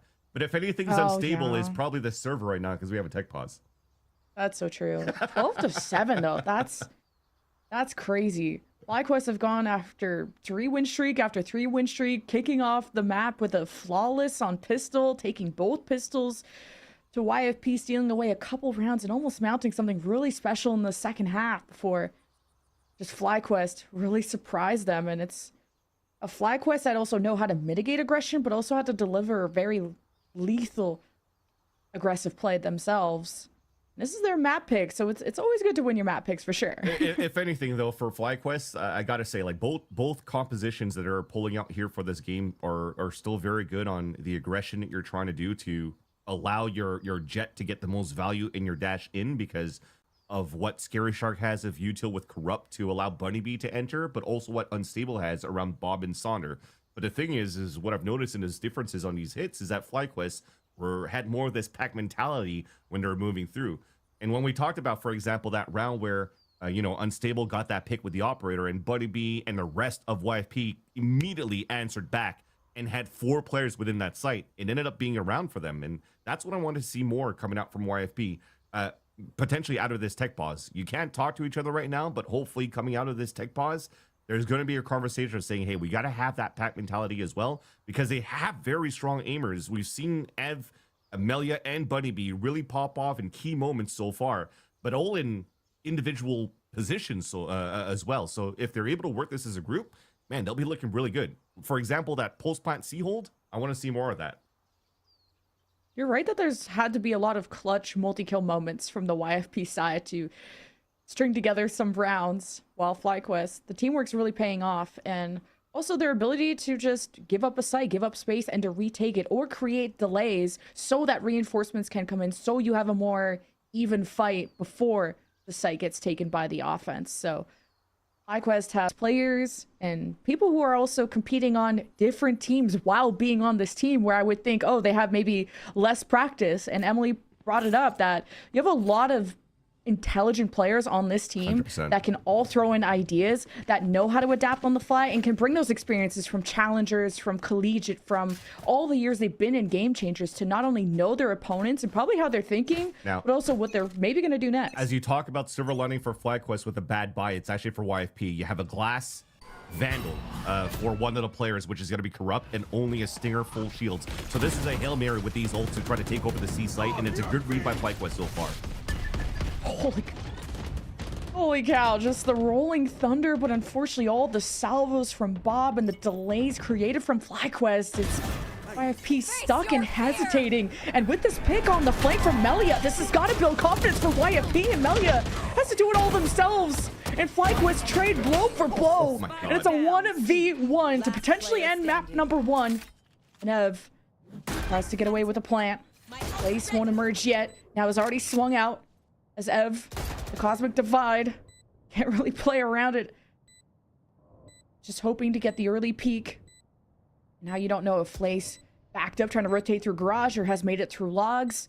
So Ev still isolates Lace. Great patient plays out of Ev. That's unlucky. And I was just looking at the minimap to wonder. I was wondering what Lace was doing. I don't know if she was lagging or something like that, because it looked like her triangle kind of like just flicked away. And as I see an immediate pause, I feel that that's what happened in that 1v1, unfortunately. And that could have been huge there for FlyQuest, because Bob, cosmetic stun coming out from Nora, still manages to get 2 tap kills in the back of the site to give a chance here for Lace to close out that map. As you'll probably see the hit here, all of that noise that was made from YFP, and unfortunately, you see the trips that was being placed by Lace. She was actually anchoring up on the A site before, and they have nobody really covering garage at this point when they had a 4-player stack towards C. So that was great here for YFP to kick things off with that lurk from Melia to open up that C site. But it still became a 1v1. You're looking at this buy, it's still going to be terrible for YFP. It's pretty much the same buy as last time, with the exception of no ultimates. So now there's no Rolling Thunder, there's no Nightfall. Corrupt still is on a Glass Vandal, and this might be the round where it may not pan out for them, because FlyQuest still has a very strong buy. The real silver lining, I guess, at this point is that FlyQuest do not have any ults from the previous round nor from this round. So maybe toe-to-toe, if your shot callers and your main shooters of Buddy B, Ev, and Melia could activate again, then maybe you could salvage another round and hopefully push this to overtime if you're a YFP fan. Yeah, but you guys really got to raise your Melia-yas, because I just can't believe that backline pressure and just how much that opened up the chances for YFP that round. Because they had just used the Rolling Thunder, and then it wasn't working out. They were kind of standing there, not really sure what to do. And then Melia's like, let's go. Probably something along those lines in the comms. And that last 1v1, ooh, I wish I got to get another bowl of popcorn. And with all these tech pauses, I may get away with one, but this is still anyone's game. But yeah, the glass cannon weapons that had to come out last round, YFP. Still come out again, right? And, Yep. and then we're looking at here from FlyQuest, as we've mentioned, it's still going to be a pretty good buy. I mean, Unstable cannot really go for a full rifle round, but they're still playing a Jet, right? So they could still play a Judge. They could still play Bucky, Shorty, dash in for entries. And maybe they won't be able to get as aggressive as they want to be on their defensive side here for the next round. But they're still in a good spot in terms of the economical value of the rest of the roster compared to YFP for the next round. But thank you for your patience, chat. Looks like we have an update that it's just a player DC and they're just reconnecting. So we should be resuming quite shortly, rather. Well, I was given a minute. Shorty. Well, Shorty for Unstable and Shorty. I mean, do we still say Shorty in rap songs today in 2025? Sure. And so you're talking to? In this case, For us? I Yes. want to see shorty gun. Not a lot of shorties, maybe, respectfully, but we also got a long series ahead of us. We have Haven, Fracture, Bind, Lotus, Abyss, back and forth map picks, and the last time these two teams met was in kind of deja vu, but in the lower final of GC3. And different sort of rosters, but a team that is still built around Sonder and FlyQuest, bringing in their former players from their life duties to be recruited for a good cause of this Game Changers kickoff, to the same thing for YFP, even stealing away a FlyQuest player in Ev. So yeah, there's just like a lot of drama. Yeah. The main drama is, unfortunately, here for Ev, it wasn't their choice that they got picked by YFP. They unfortunately got replaced onto FlyQuest, so they're definitely back with a vengeance in that case. But that said, though, we're back and resumed in round number 21. Still map point for FlyQuest, and a ping that grabs 3 players at the very beginning here for YFP. Smokes up too, and from Kara just to They still want to fight hold this? back the storm. And YFP, the jig is up, but they're ready to still execute on the plan. And unfortunately, Bunny P gets executed upon arrival. So YFP at least get free garage control, no smokes to cover this back window. And it's the Melia flank through this very doorway that caught FlyQuest off guard, but this time they've sussed it out, but there's more than one pushing this flank. Sonder is surprised, and YFP only have 2 members left, and it's still match point for FlyQuest. Won't be able to prevent this plant. But as a duo, Kara and friend go through garage, and against Corrupt, who had no HP, it's gonna leave Scary Shark in a seemingly impossible position, at least still with a fault line to play with on the other side of these boxes. And try and execute on this kill, but the smoke is so unlucky and unstable. Hides their path, and it's FlyQuest that take map number 1. That one trip in the end that was never broken in the first place ends up being the demise here for Nora in the attempt of a clutch on a 1 versus 3. But it still ends up being FlyQuest putting that last round into their favor and winning that first map in pure confidence, again, with some nice duels coming out from the side of FlyQuest. They came out kicking a lot more stronger than YFP in the very beginning here, Lemon Kiwi, and we're hoping now that, you know, from that second half, that YFP could come back here in this series. Yeah, this is a different FlyQuest roster than you used to, but one that I can't wait to see how they flourish throughout the season. And is this going to be the core they stick with, the one that they could really threaten the Game Changers Championship down the road with? It's a great start for them, but it's a best of 5, so we got a lot of Valorant around the corner. So we'll chat with the desk and we'll see you after the break.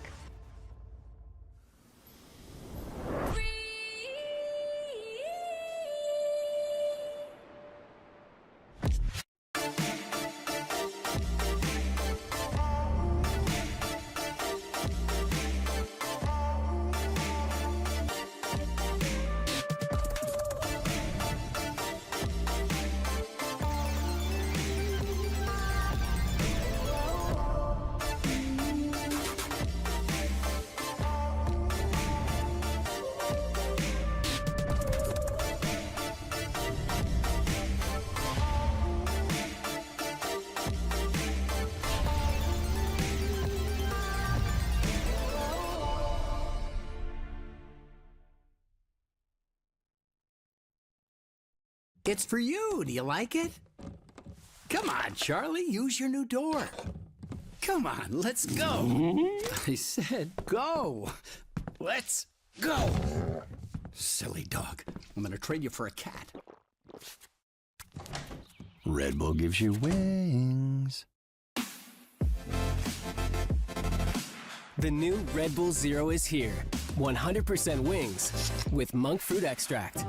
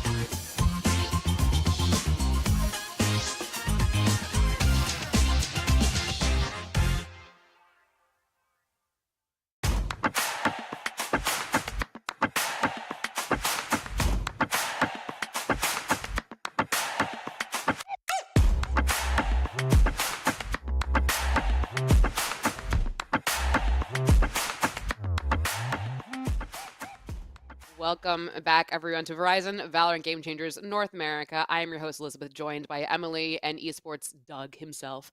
And if you are joining us on the desk for the first time today, well, you missed map 1. It was a 13-8, FlyQuest taking YFPX's pick of Haven. A lot of syllables there again. We got to get used to it.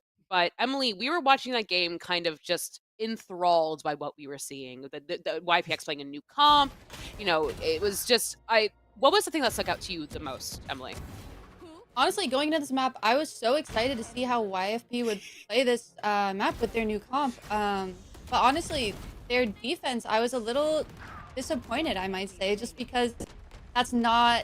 Like, for the comp that they had, I feel like they should have been taking more space. They should have been comboing Breach with the Jet and Chamber rather than, what, they had, like, Jet and Astra at C for a handful of the rounds.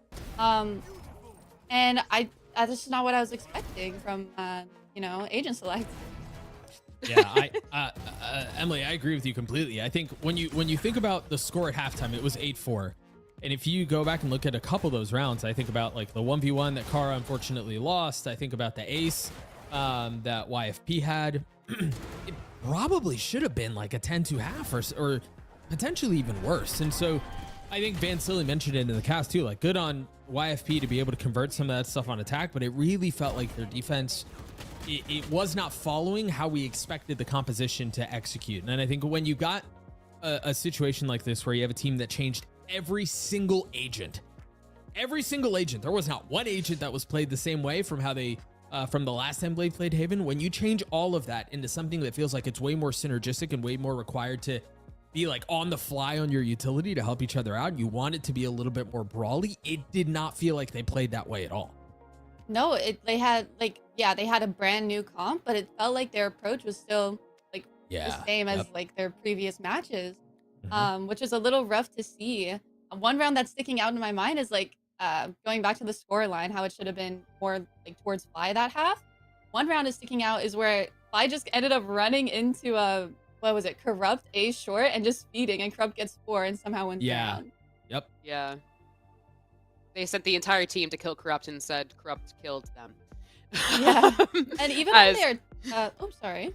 No, good. Even on their attack half, I felt like they were just so grouped up when they could have been pressuring Garage, breaking trips, sending lurkers out, but they all kind of just hovered together. I think they maybe did like a 4-1 here and there, but besides that, they were all just kind of grouped up and tried forcing these sites. But against Fly's like more standardized comp, they just made it impossible for them. I think going to next map, Doug, I want to ask you, you know, obviously they're trying to change every agent, and we see kind of this propensity to instead not play the comp to what it may be. You know, it's playing the comp as if it's a meta comp versus what kind of the outsiders, if you will, style of comp. Going into Fracture, a map we haven't seen a whole lot of from just this entire tournament, to be frank, where do we go from here if we're YFP? Do we stick to our guns and try to, you know, shake things up, be a little wild, be a little crazy? Or do we say, hey guys, maybe we got to hold our horses, play the game we know, and kind of, I don't want to say dumb it back down, but kind of go back to basics? I think it's going to be really tough to say because YFP haven't shown Fracture in this tournament. So we really have no idea what comps are going to run. My concerns, honestly, for YFP coincide nicely with what Emily was talking about earlier. Because of the way Fracture's played is like you want to be playing the entirety of the map. You don't want to be grouping into 5s and then just trying to slam A main or, you know, something like that, right? You're going to want to be trying to alleviate some of that pressure by clearing some sentinel utility elsewhere on the map, or trying to split 3-2 through dish, or, you know, something of a such on attack. And if that's going to be the same approach that they had on Haven, I think they're going to struggle with it. And honestly, that's independent of compositions, right? Like that's just how you're wanting to play the map. If you're going to try that same style on attack, I think you'll have a hard time with it. And then defensively, that's where I think the comp comes more into play. And yeah, no, it is going to be YFP's pick, Emily. So I misspoke earlier. It was FlyQuest's pick of Haven that they took. So going into YFPX's pick of Fracture, something's got to be cooking. But moving into kind of this, we were talking about it while the lovely Ventilated and Lemon Kiwi were casting for you all, the kind of rhythm that YFPX were playing into, or lack thereof. It just kind of seemed like they weren't quite kind of finding their footing, Emily. Yeah, no, it definitely felt like that. But going into Fracture, I think one thing that you pointed out about FlyQuest attack, like I think the fact that they're unable to, I guess, commit. Like, they have some sort of commitment issues when it comes to sites. I think that could play into YFP's advantage, especially on a map like Fracture, because there are 4 different lanes. Yeah, there's only 2 sites, but there's 4 different lanes. There's so many ways and like spaces they could take space and kind of pursue. And I think just based on FLYR's attack half so far this tournament, I think that is something that YFP could get like a 1-up on them for. Yeah, honestly, it reminds me of round 11 on Haven, on their attack side that we just saw, where it felt like there was a lot of lack of synergy in how they were wanting to approach the round. The Jet taking all the space A main, you had Omen with TP and Spike over at C, but you still had 2 other players down C long. And so that just felt like the perfect microcosm of what happens when you don't have a dedicated caller who is the final voice at the end of the day. And Emily, to the point you were making, the fact that there are 4 lanes, the fact that it feels like there's a whole lot of like start and stop and do we go and when do we go, I think can be really troublesome. I think also to your point, Doug, the people on the other site were the dedicated callers. It was Lace and it was Bob. Just kind of this indicative, and then kind of seeing, even when the spike had gone down, that they were still slow walking for a little bit and then they were running. It just seemed little kind of maybe not the right tempo, not the same score, if you will. But we are going into Fracture next. Again, we haven't seen a lot of it this tournament from either of these teams, and so this is an exciting kind of brand new foray that we're seeing. Oh man, let's see. Look at this. Melia's back in the chamber. Emily, what do you see? What do you see? Double Senti. I'm seeing the double Senti, the Vise chamber duo. No duelist. This is interesting for sure. How do you plan on? I'm so confused. How are they gonna take space against all the youth though? Yeah. And it's not even like you have refreshable smokes that you can play from behind and then kind of condition and throw misdirection on. You're dropping your brim smokes and you're going, but there is no go button really. I'm really curious to see how YFP execute this. I think, you know, you mentioned it. I was kind of alluding to it. There as well. There is no space making. There is no space taking. And I think when you're going to deal with all of the chamber util, all the Teho util that does such a good job at delaying and slowing down, the same goes for Breach. I think that's going to be, you're going to be tough pressed here. Oh no, for sure. I can't imagine how they're going to be getting out of the chokes. They're going to have to be baiting a lot here. And based on what I saw on Haven, like the lack of bait that there was, I don't know how they're going to do it. And to your point earlier, folks, FlyQuest sticking to that same comp, you know, sticking to their guns, sticking to their game that they know. And so I think we're ready to go to the map too. All right, it is Fracture, and we have Vansili and Lemon Kiwi on the call, friends. Take it away. Thank you so much, Elizabeth. It wouldn't be Game Changers without the game being changed, okay? Let them cook. If it doesn't lose, it's good, right, Vance? It is going to be good. And I'm not against that because, for example, when FlyQuest played this map here on Fracture, and they played against Starbound, who actually played a chamber, Starbound was just shooting them up quite literally over for Warada. And it was beautiful to watch. And this is something similar here that Melia could potentially do here, observing the weaknesses and what Starbound was able to capitalize on against FlyQuest's attacks here, or retakes on the defensive side, because there was a lot of these kills that Starbound had on the attack side off.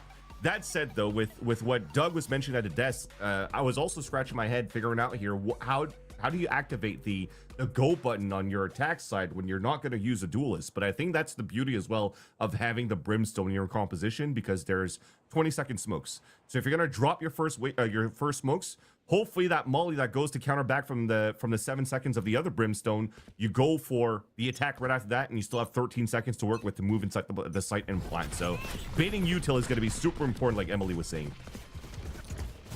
Melia, we were talking about how strong she looked on the offensive Haven, but really needed to provide so much more as that sentinel on defense. And YFP just starting her attack on just the opposite side of the map, wrapping around to the back of B. And now both teams have traded places. Early damage and a plant on the horizon with smokes in place and everyone hidden. Finally, FlyQuest are the first that swing, and they're the first that go down. YFP just hold their positions. They know they had the advantage, and it's FlyQuest that had to try to find out what the heck was going on. Yeah, I think YFP was also trying to figure out what was going on once they realized the B site was free for them to plant in, and And that was just FlyQuest trying to come out swinging once again like they did on the first map of Haven, going for a simple crunch down towards the south side. And I love that Scary Shark was already waiting by the ropes, falling behind here and just meeting up with the rest of the team to execute towards the B site. And you saw there, once they executed and the fight were done, those smokes were still up. So again, think about those moments where you're trying to play a retake right after here for FlyQuest and you don't have any of that util coming through. But I'm going to hold that thought. It seems to be potentially a trap play moving in here towards this dish side. If somebody's trying to peek through and it's basically off the tap of an orb, and you already see on YFP side, they're also thinking there's a push from dish, so they have their own fault line waiting on the other side. So a little bit of a chess match in the very beginning here, where both teams are very cautious, mainly for YFP because they won the pistol, their first pistol of their series, and they want to make sure here they don't fall into a trap of FlyQuest's stack. Tejo drone from Bunnybee saw nothing, so this could be a big moment for Unstable with the shorty to try and hold back. The trench is being stormed by YFP, and Bunnybee takes care of business quickly. YFP, wait to see if FlyQuest were going to place the pawns first, and then FlyQuest became the pawns. YFP, a very safe 5-person plan on top of that. Now, a tricky situation for Melia to get through. As FlyQuest were able to respond, but coming from different sides of the map, an important 1v1 for Sonder with full util, and this deals with Scary Shark. Scary Shark deals with her, I should say. YFP, the plan was executed for sure. Not too sure how that flash didn't affect her, but yeah, maybe it's observer side. I don't know. I'm gonna give that benefit of the doubt, but nonetheless, YFP still converted a very clean anti-eco pretty much at this point. And moving into the third round, they already have full rifles into the, full rifles here for FlyQuest, but an operator out for Melia. So this is exactly what we were talking about before here when we started this game. Starbound pulling out the operator for Wadada versus FlyQuest. They want to pull this out ASAP here for Melia, and they want to leverage that on the, so far, the 2 rounds of aggression that FlyQuest have been doing here on the defensive side. That might be the game plan that FlyQuest is going to keep trying to do here into the gun round, but that was almost a pick coming through, and unfortunately a miss here from Melia. Yeah, if you're gonna invest in the op, it's gotta pop off. And YFP, it's a good start, and it's an Armageddon. Burned so fast there from Bunnybee, and they gotta worry about Unstable. They're in that same position that YFP found them before, but this time Unstable has a better reaction, waits for them at the ropes, and YFP are quick to surge in and trade out with Unstable. But now once they reposition on the site, they gotta re-clear it, and it's not gonna be a plant that is very safe with FlyQuest, the firing squad lined up. And once Scary Shark was removed, this creates a lot of pressure in the YFP camp. See if FlyQuest are gonna peek Hurley and Kara. The 1-shot, 1-kill, at all it takes to stabilize FlyQuest. The ball is in YFP's court. They won't be leaving this site easily anyway. Now the spike is down, and this round is cooked, and Melia may want to save this up. Definitely walking back now, but that somehow should have connected into Canteen as well. Again, I'm blaming the server. That said, though, it was definitely a good delay coming out from FlyQuest at the very beginning. Whoever was playing at the top, Unstable, putting the cages up so that YFP can't really go for the real crunch after the Armageddon from underpass to the front B site. And by the time they finally took Unstable down, the smokes there from Scary Shark just dissipated, sorry. So they tried to throw a molly down to maybe prevent players from rushing through, but all of FlyQuest did was stay behind, out towards the spawn, play the long range corridor, and utilize our aim to their full potential and win those duels as players are trying to cross over. So this first kill right here was everything. Look at how open they are right now for YFP trying to scale back into the site for a plan, especially when you drop the spike there, nothing you could do. So YFP, at least it was their bonus round, so they could go into the full rifle around the operator that was saved before. But the jig is also up that FlyQuest does know that YFP is going to have an op moving into this round. YFP are going to try and fight through dish, but they also want FlyQuest to swing into them so that YFP can go into the site with a pick with more confidence. This will be the first time we'll see any A action. As FlyQuest, you got to really applaud the adaptation of how they've been able to hold back YFP and have improved at doing so better and better at B. Is Melia to play anti-flash, and there's a peek, and she delivers a critical blow to FlyQuest, but there's a trade off the showstopper, and there's more around the corner. Oh no, And what are Bunny you doing? B- Oh. What? Just wants to be part of the party. And Corrupt still gets away with the trade, sliding into the YFP or the FlyQuest DMs like that. Okay. My bad. I take it back. Nice shot, Corrupt. Oh my gosh. Okay, well, at least Spike has been planted, but it's going to be difficult for them to decide to play post plant all the way out towards A long because there was still presence from the tail from Blaze out at that spot. So you can't play lineup. You're trying to push towards the spawn, and this is a great read by FlyQuest because they have all three of them playing spawn now. Scary Shark gets the first peek. Just creates the lane with the molly and just gets overwhelmed. And just YFP just got to take the duels and not need to create that delay. It's just a post play. But, you know, it was FlyQuest having the numbers to simply flood in. And FlyQuest know when they're able to do that, and they're able to match those things up too. Yeah, and they're going to get the op as well, I think. They're trying to run towards that spot, and they were pinging it, but looks like it wasn't salvage. I wonder if it was thrown out into the abyss right after that Melia got that first pick, but nonetheless, it still doesn't break away from the purpose here of this push, but that was still very good from FlyQuest. With this, with these positions and this push coming out here from Lace, you can't even get the plant out up towards the A site to even play the lineup towards main because you're afraid of the players flanking back from that spot. So it never really looked like a good post plant scenario for YP nonetheless, and they had to go for their hero plays. That didn't pan out in their favor. Now our hero rifle for Melia and Scary Shark. I mean, this time got crunched for reals, just like the pistol round. Maybe a worthy sacrifice, says Babe, but no, FlyQuest are quick to readjust and set their sights forward to put absolute cake to the YFP surge. And I don't know how much YFP can just simply walk into sites anymore. They've done that so many times at B, and FlyQuest are really downloading this strat. Yeah. And also coming in here from Arcade and not taking the ropes too, so it's easy for the FlyQuest players as they eliminate the threat down by the south side. Like where Bob is, positioned right there, right at the boxes of the canteen, looks down towards that site and sees the horde here of YFP coming across towards the B site and has immense support to make sure that YFP can come in for a plant. But that was just an attempt to get the spike down, get the economy up. Now they have other objectives they can work with here on the attack side for YFP, which is controlling the orb up towards Arcade until Ev. It's a nice little 2K to start. That's huge. This YFP kicked the door down. Flank. Now the third pick, and FlyQuest starting to trade. And it's a flank from Lace, but currently walled off. And this drone is going to discover them. So YFP can at least get the plant going. But who's going to be addressing this flank problem? Nobody.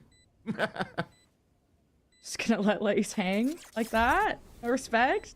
Yeah, I mean, Buddy B's going to be watching with the operator. If they miss the shot, they could fall back and start playing salvos, and that's the game plan, right? So you have now fault line for the tap on the spike, salvos, rolling thunder in case everything goes south.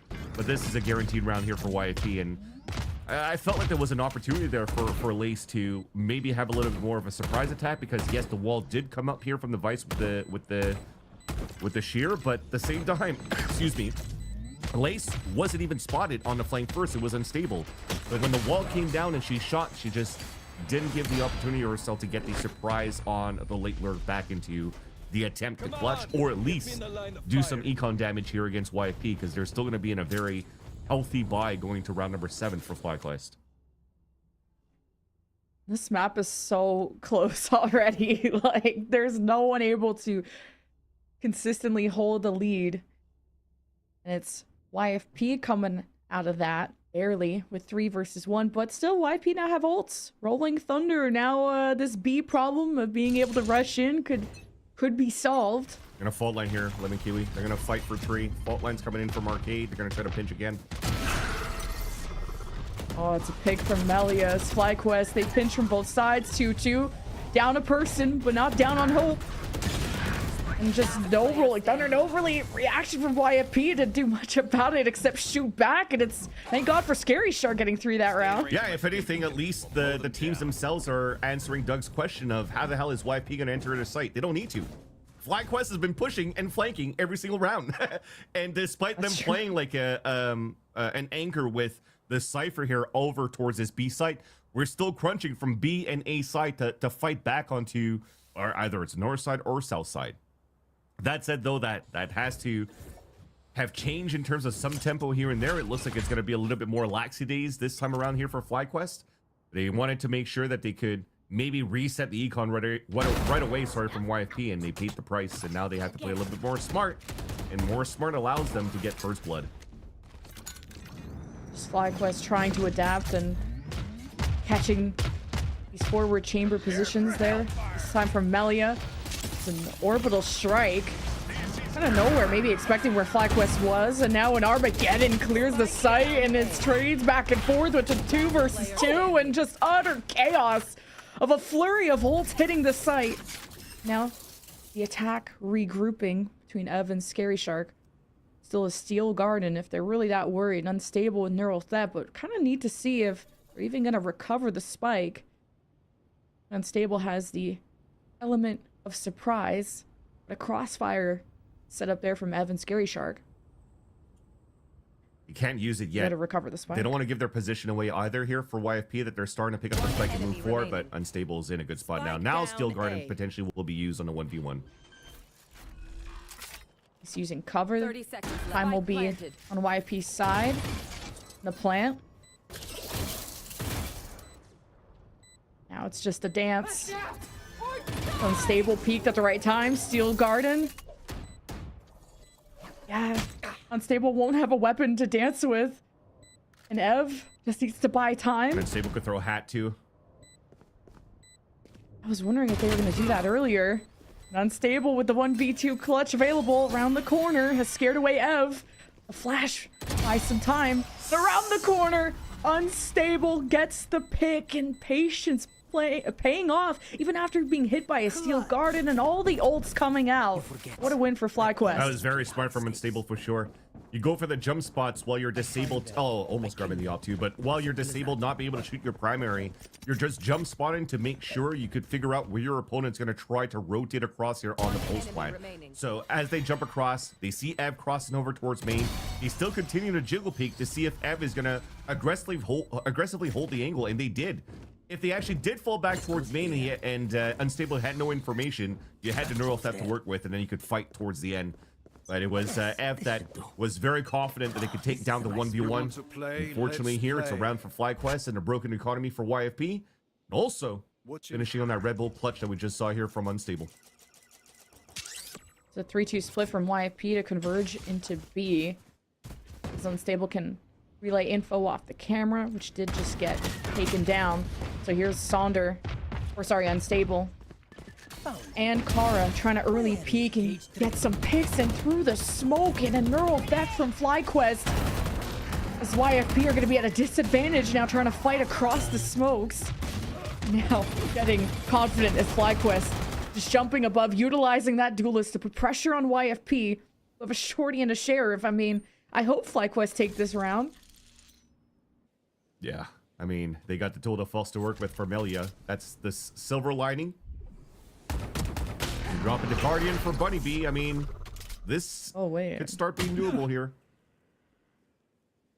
Early damage into Melia. And maybe make her hesitate on the approach, but it's trying to find the right timing with Bunny B. If Armageddon too. You could maybe use the Armageddon to flush players out. It's going to be used. To make the choice of whether to push into ropes, is the Armageddon is going to cover some of it, and Melia waits for that peak, knowing that FlyQuest like to flank sometimes, and YFP, it's a 1v1. Bunny B with the Guardian, and a Rolling Thunder, and a clutch for Sonder. She remains stoic on the other side of the box. Dude, I mean, that player was launched like a football, and nobody looked towards the air, and she was just crossing her fingers, just staring in front of her, that when they were going to land, it was hopefully going to be right in front, and thankfully, Bunny B did land right in front of me. Look at that. And it was so close, because Bunny B closed that gap where it's a Guardian still. So a Guardian close range tap, that's some high pen. And that was potentially a round here that was going to be tossed away by FlyQuest. And thankfully here with the Red Bull clutch once again, this time on the side of FlyQuest, Sonder is able to salvage the round here for the defensive side, but not until look at their bye. They won the round, but they're on a Judge and 2 Guardians. They saw the fault line crunch from Sonder and Bob. are just not giving up, and the Rolling Thunder pulled out. I don't even know. Sonder tried to hold them back. For YFP were surging back against them, and it was a back and forth affair where FlyQuest had pulled the trigger first and YFP disengaged, recommitted, got a win out of that trade. YFP have a 2-member advantage with Spike planted. You have Kara and Unstable, which aren't going to have the best tools to retake.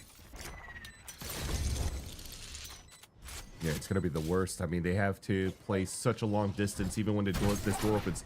Unstable has a judge and a shorty. There's no way they could fight long range, and finally falls back to pick up a weapon after the cage just comes up. So let's see what happens now. At least off the camera, you know that they're close. Unstable with the first swing, and Kara does her best. A 4K for Bunny Bee. And we just keep tying things up. The lead is swinging back and forth. It all hangs on if FlyQuest maybe take another map and just get more leverage in this series, especially to do it on a YFP map pick on here on Fracture. Yeah, a little bit of a miscomm that you saw in that 2v2 inside that smoke towards main. One was trying to walk in for FlyQuest, and YFP actually ran through it and double swung out on the other side and kind of caught FlyQuest off guard. So the amount of times here that the defensive line has been trying to crunch and be aggressive on the bottom quadrant, they've been successful at times, but been very costly at others. I mean, look at that one. They've lost that round and are back onto an eco. YFP now has an opportunity to take the lead here in the first half. And with the drone coming out early, that's information here that there's Dateo already playing towards the A side. There's probably players holding behind the drone as well, and Bunny Bee will confirm that information. At least FlyQuest are not afraid to take map control. This is not the first time they've just start to pinch into the YFP spawn. You gotta win those duels. Belly almost got the shot, but then Bob jumped off the rope. What a great reaction from that duelist. And that sets YFP on their path towards B, which will maybe be spotted by that unstable camera. With a shorty and the bad buy that FlyQuest have, they're just trying to use their utils to hold back YFP. They've just barely stepped into sight. They're worried about who's in that hallway around ropes. And YFP, they just focus down every angle. And off the orbital strike, Scary Shark has them a window to stabilize, to calm down. And well, the shotgun ends up fighting FlyQuest in the butt. Now 4 versus 1. That's Bob maybe. You think maybe wanting to hold this weapon, but it's still going to try and do as much damage as they can. That's why if he get desperate to maybe go and clear out Bob, knowing they're at 14 HP. Denying this op would be nice, but put the knife out. We'll be able to shoot back, obviously. I was getting a little bit scared too, because knowing that there were at 4 HP left here for Bob, I thought at least like bring a pistol or something, shoot the body and guarantee the kill. If you missed the op shot, it would have been dangerous, as Melia hasn't been the quickest, at least for now, on the operator for the second map. As she's been on the first map of Haven. We saw some crazy stuff coming out from Collats into, I think, even getting an ace into that first map. So now a little bit more difficult. Nothing against her, it's just more on that elevation that she has to go for these swings every single time, and through smokes it's not as easy. But here comes another standard FlyQuest crunch. Oh, just like a sort of blind orbital strike towards the attacker's spawn, and YP are nowhere to be found. It's a blind so showstopper. just go for it, you know? Just do it. I mean, Valentine's Day Shia already LaBeouf will passed, tell you. man. You can't really shoot your shot anymore, can you? Stand your ground. You still try, even though cuffing season is over. Now you got an Armageddon to clear off the site. And it's YFP to at least win those duels while FlyQuest are still rotating around the map, looking for any action. It's the last round of the half with barely a lead for YFP, but at least a spike planted and more than enough numbers for the post plant. Somehow we ended up on the right side of the map. So you got FlyQuest traveling and burning calories and burning up too in these duels. I mean, all of these are isolated. Thankfully, now there's util to help Bunny Bee, but there was a chance here at some point that YFP was going to lose a lot of individual fights, especially when Bob's still alive. Yeah, just an awkward peek from Kara against the op, double peeking too. And just an easy one there for YFP after they got to kind of do what they wanted to do throughout that map. just kind of came down to FlyQuest being able to shoot back at sometimes when they did meet each other and surprised each other, because that was just a big ring around the rosy macro-wise. Yeah. I think Ed flashed themselves too when they ran through the smoke. But I don't want through the smoke, but it's okay. It allows for YFP to get some good information. But again, we were questioning before going into this map, how do you salvage and get so many rounds on the attack side with no duelists? And now they get 7 on top of that, and they get to play double Senti on the defensive round. YFP's in a strong spot so far, who are looking to maybe even crunch Southside just like FlyQuest. But FlyQuest are not playing close to the ropes. This could get rather dangerous, potentially. FlyQuest gonna leave the spike behind and aren't moving an inch in terms of their own spawn to just watch on the bottom side if anyone from YFP is gonna crunch them. And nothing yet. FlyQuest are divided.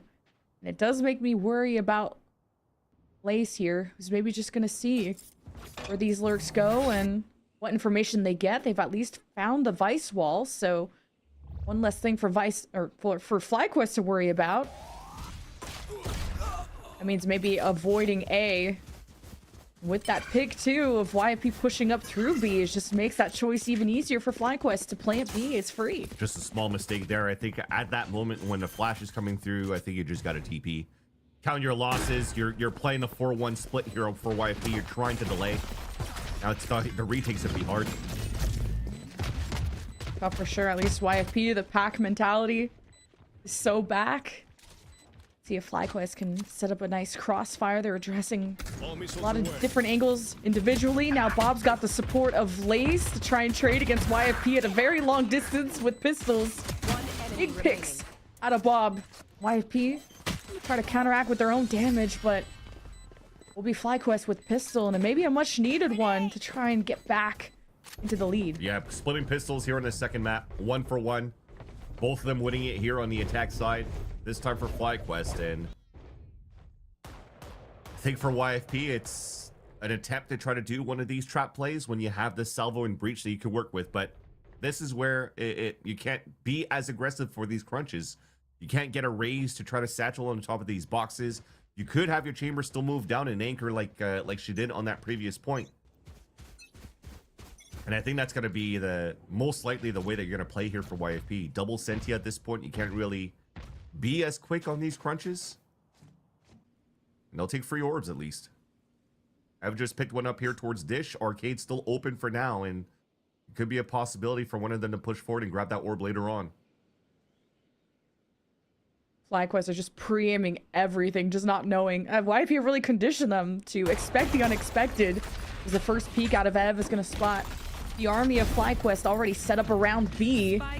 How can YFP try to destructure this with Smelly, at least with a smart TP off the first pick? And the spike is dropped, so FlyQuest are not stabilized at all until the weaponry really shines at range. And now with the smokes in place, YFP sort of staggered from each other. Create a lot of difficulties on this retake. But he didn't get spotted by the drone, so they have a chance to actually just walk through and maybe surprise somebody.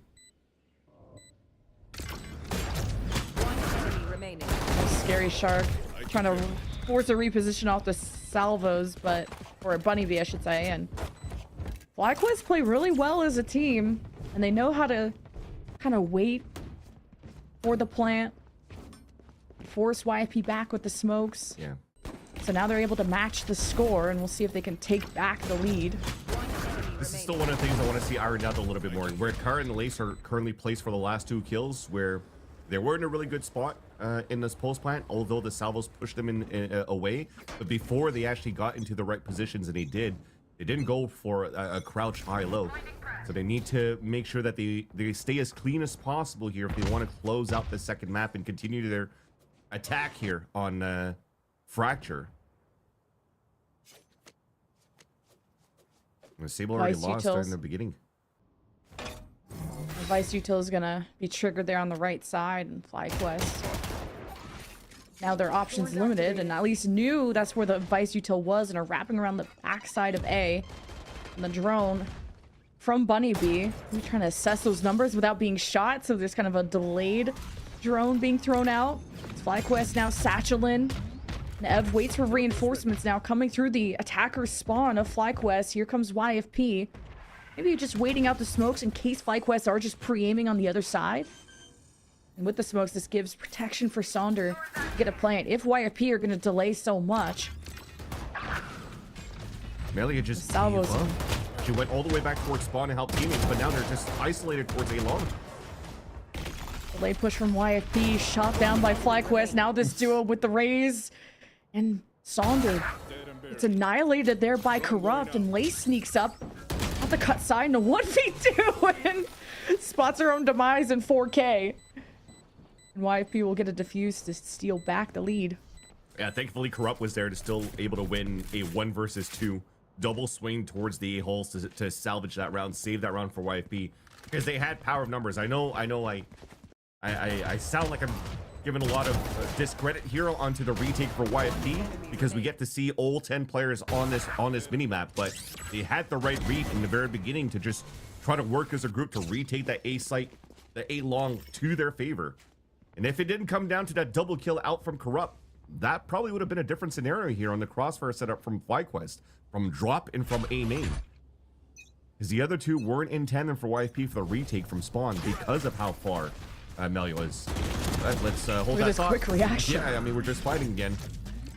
No color for me. YFP, here's something behind them, turn around, frag, go back to work. Now YFP go back to just defending their post, and the spike is left behind, and you got 2 members from FlyQuest just pushing through B main, and it's all up to Lace to attempt to recover this spike while not knowing if defenders are rotating from A. When it rains, it pours. It's not getting any better for FlyQuest to hold. Teleport's ready. Lace still has drone if they're really worried about a push coming their way, but the Lace's front line is slowly breaking apart, so FlyQuest were hoping YP were going to make them move first, that FlyQuest could have the advantage at pre-aiming, and now Lace has no team at all left. 1v3, it's tough, so... Oh, okay, well... a jump spot turns into a jump out and wave hello. So easy kill for Lace, I guess. 30 seconds left. And at least that sacrifice from, I think that was Corrupt, will give formation to Ev and Bunny B, where this final player is. Are giving a lot of room though for Lace. If Lace comes in for a plan after, she does get Armageddon and full get, and you're not watching the right angles. This is very winnable now for Lace. 10 seconds Oh, left. salvos. Gonna force some movement. 1v1. Who's the better Throwing KO? this out. One has Armageddon. Ignition. There's the salvos, and Bunny B just waits for the re-swing. The repeat got a Lace, and YP salvaged around, but that 3-on-1 should have been maybe a bit easier. Yeah, and you were saying what 1v3 was not gonna This thing go off. was not gonna be easy for Lace, but they kind of gave her 2 freebies. Yeah. In the end, again, full kit that came out from Lace. I respect the stun instead of the drone, because you were expecting that your opponent's gonna close that gap as you're planning. There was only like what 5 seconds until Lace started that plant.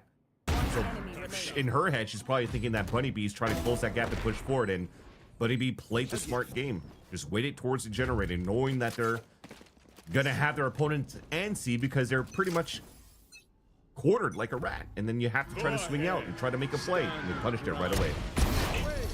Okay, the outlaw rings true, and Melia gets out despite what, like the whole team pushing her angle, and got a blind Armageddon, a steel garden in response from Ev, and FlyQuest are just barely able to get on this site to plant. It was an orbital strike, just in panic to push back YFP.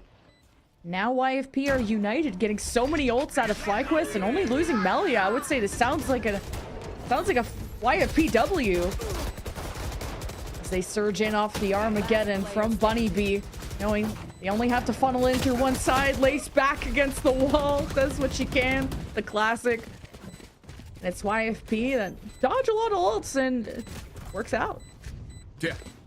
And even at that point, it's a lot of good damage being done by Melia.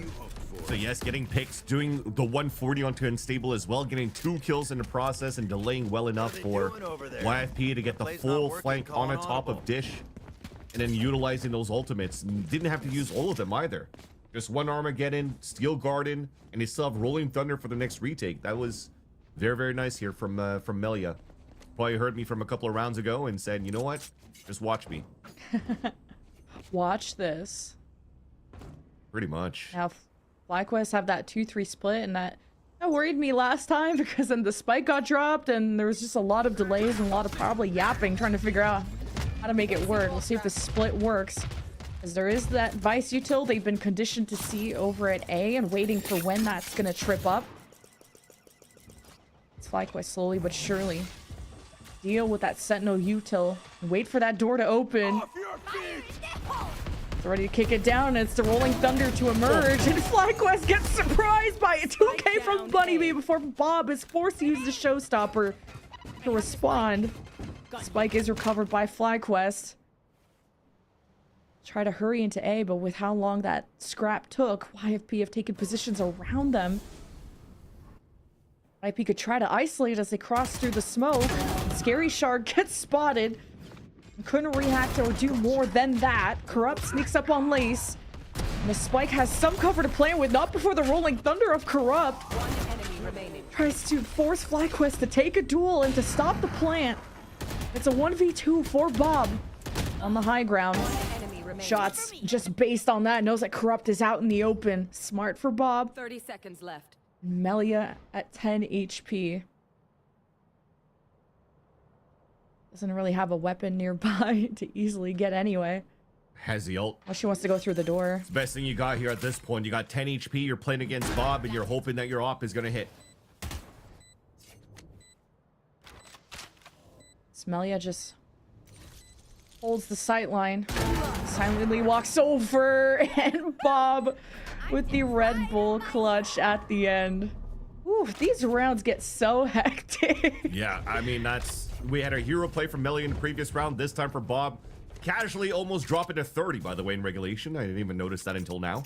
Oh, wow. At 28 so far, but that pathing from the showstopper, because I was gonna mention, Unstable got caught with util in their hands when that shear went down on that wall, and both players fell down with the spike. And if it wasn't for the showstopper coming out from Bob, to be able to get those kills, be able to pick up the spike, and allowing FlyQuest to salvage that round, YFP probably could have closed this map from that last round. Now they have room to breathe. Yeah, definitely down to the wire. And as they're talking about wire, they know the YFP may be playing aggressively. Oh, but the chase down? Okay. Elios okay for now. Smoke's in place as FlyQuest clear out the back ropes, the back sight. The drone. Melia has been spotted. And at least has support from Sonder. Or might be just try to support each other as they're all united together. And it's gonna be their best chance. Starts with the orbital strike right on the site. So now you got to know they're around ropes or through B main. YFP clear all the nooks and crannies in the corners as Kara get fault line there by Corrupt and tried to execute on it. And FlyQuest, there's a lot of people in this hallway, more than YFP expected. Now without Corrupt, it's going to be a little tough to deal with it. The Sonder just holds her own. It's about playing time. And off the neural theft, they know YFP are close. It's an easy spray down for Lace. I think it was a missed smoke too on the defensive side, because that looked like it was a defensive smoke, and unfortunately it didn't cover the whole spike. And if somebody was going to be on it, you definitely see the little line coming up on the diffuse here of that spike, so you know if somebody's sticking it or not. So that kind of just gave a freebie for FlyQuest towards the end. But it was also two shots in the very beginning, one that should have hit from Melia when they were looking back towards the arcade, and the second one for the player that was jumping outside of heaven. That potentially would have given YFP an easy 3v5 or 5v3, sorry, on the retake. But I'll hold that thought. Every time I'm trying to do some reaction, there's gonna be a chain reaction on the attack instead. What? And that's the 30 bomb for Bob. Player standing. Okay, just Bob runs it down, gets an ace. I'm gonna lean back then. I'm gonna let Bob work. Yeah, I'm gonna do my eyes closed too and just lean back as well. Because she's been doing work also for Blue Otter, competing in challengers. I mean, the desk talked about the first Game Changers player to be in challengers, and it's not the ace, but it's still Amazing, flawless for the team. For FlyQuest to match the score. To still potentially try and go even more up in the series after YFP had built themselves a 3-round insurance streak in the second half. It's great util that came out to support her as well to get those entries towards the garage. Or sorry, towards the opening doors of Sands. Time to explode. That said, you're definitely seeing Kara being one away from an orb, but unfortunately this time around YFP are not looking for a way to react off the control here on Dish. So now you can open up very quickly once again with the showstopper. And they found success out of that last time here for FlyQuest. FlyQuest said we ran it down and we won the round, so let's do it again, but this time with information and it'll be even better. So off the drone though. Not sure how confident they feel. There is salvos holding FlyQuest back. Flooding in. Watching in is Melia with the op. This needs to be a shot that lands. Support around the corner. Ev, huge pick for Melia. Showstopper lands right into Melia's lap. And Ev emerges from the smoke. Trades 1 for 1. We're left with equal numbers. Spike planning on the other side of Pillar. And the Tejo salvos. Creating some delay from Bunny Bee. It's FlyQuest try to address the flank. And they do so in pairs and through the doors. And deja vu with FlyQuest dealing with every problem with multi-kills. Lots of chaos for sure after the showstopper came out, and you were hoping that there was more players behind on the initial trades out of YFP because it was actually quite beautiful from the very beginning. Going from the melee kill onto the swing out from the spawn, I think that was Corrupt that came through for that second kill. But then unfortunately, it was the Vice that came through. Unfortunately, there was not enough util towards the end or bodies as they had more players just getting ready to anchor up towards this B side. And I think you're starting to see a very similar storyline as to what Emily was mentioning before here on Haven. Because you're playing a chamber and because you're trying to get more aggressive, and I was gonna say like I wanted to see more aggression, which they did, but it's also an eco. But so I'm gonna keep talking here, Jen. Yeah. So Emily was mentioning here that you wanted with this comp, with a chamber, for example, on the Haven, to gain more space and be more aggressive, and you kind of need that this time around too on the defensive side. They did that on pistol. They're doing that again on their eco, trying to take control of tree. But I want to see that the chamber with an op, like Melia's trying to do here. To continue to push forward so they could lock out that spot, to lock out that lane, and funnel everybody else towards where that stack is for the rest of the team. I also thought with the double sentinel, you were just gonna take more rounds in than the offense if you're YFP, and it's FlyQuest hoping to go up in the series 1 round away after taking map number 1. And it's FlyQuest realizing that the pacing, tempoing up is what's overwhelming YFP. Forcing them to make quick decisions of how they swing and who is swinging out, how YP work together, and this pace change from FlyQuest is really messing up YFP, at least in the last couple of rounds. They're on a 4-win streak. Oh, I like this. So I wanted to say I respect the wall that they throw up for the information towards A, and they're just going to use it with an Armageddon to fight instead. All the trouble on the horizon. There's the flank from YFP. The Armageddon doesn't hit anyone there. YFP just have Tejo back here and it's hoping to just lurk and find these FlyQuest members still in spawn with the spike down. Bob at least gets away with 1, drops the op, and it's just unstable in a 1 versus 1. Melia, maybe that could trade up a weapon if they don't want to take a 1v1 with the op, but with the spike down, I'm surprised Melia's leaving. Oh, you hear him at least. Trying to see if yeah, okay. Camera taken out. Well, Why are we leaving the spike? I'm trying to figure out if Unstable is trying to run away to pick up an orb somewhere so they could ult a body or something, or just get into a different spot here. And there you go, picks up an orb. But the camera was able to see things first. And this is now a free spike to pick up. I was surprised. Melia maybe just heard the footsteps and wanted to chase the kill instead of camp the spike. Now the jig is up and neural theft. There's some sense of security to Unstable for the moment, but those pings are gone now. And Knife is out! Expected Melia to have way longer rotations than she did. And YFP remain in FlyQuest shadow after I thought that was going to be a pretty secure, unstable win. Yeah. So we'll just talk about the next round. Sure. But so even if we use the Armageddon, I was gonna say I love how we're trying to use the Vice Wall for information towards A main, but instead we use an Armageddon to fight and just crunch, which I respect as well. But what I saw different from the setup on the defensive side was that they are pushing aggressively for Melia to take control of that tree. But also the Vice Wall that's being thrown towards main had support from a Breach fault line and a Tejo in that area to potentially utilize a trap play behind the wall instead, which I thought was going to be the play. And I thought they would try to do that to control the defensive side. But instead now, different change, leveraging again the operator, pushed away by a fault line. One suppressed. All right. Info early for FlyQuest. Now what do they do about it? It's that first pick from Bob. She's made such a difference as a duelist for FlyQuest, hoping to lead them to a map win. And it just gets worse for YFP. Starting to hemorrhage, was hoping to force that overtime. Having to do so with Guardian and Melia fumbles. And it just, stress is really getting to YFP in these later rounds.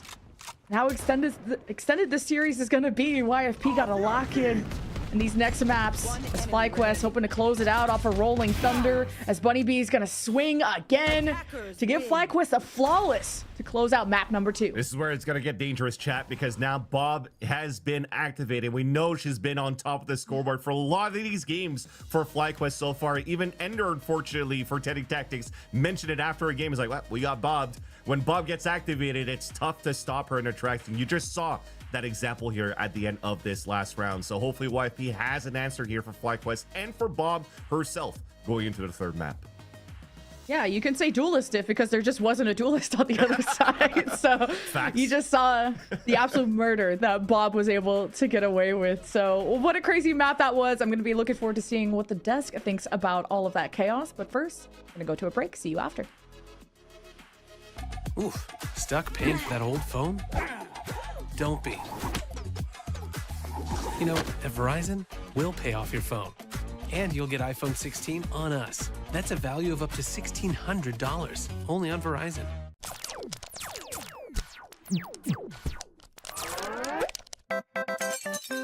Red Bull gives you wings.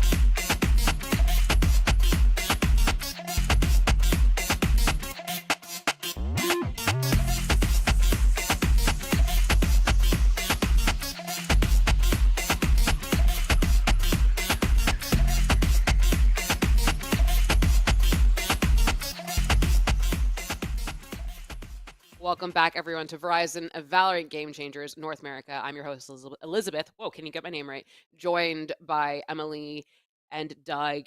We had a bit of a closer one last map. A little bit more of a kind of a nail biter, if you will, on Fracture. But FlyQuest Red are now on series point. They take Haven, they take Fracture, and we're moving on to Bind next. And I think right away we have to talk about what a performance out of that team, especially Bob, Emily.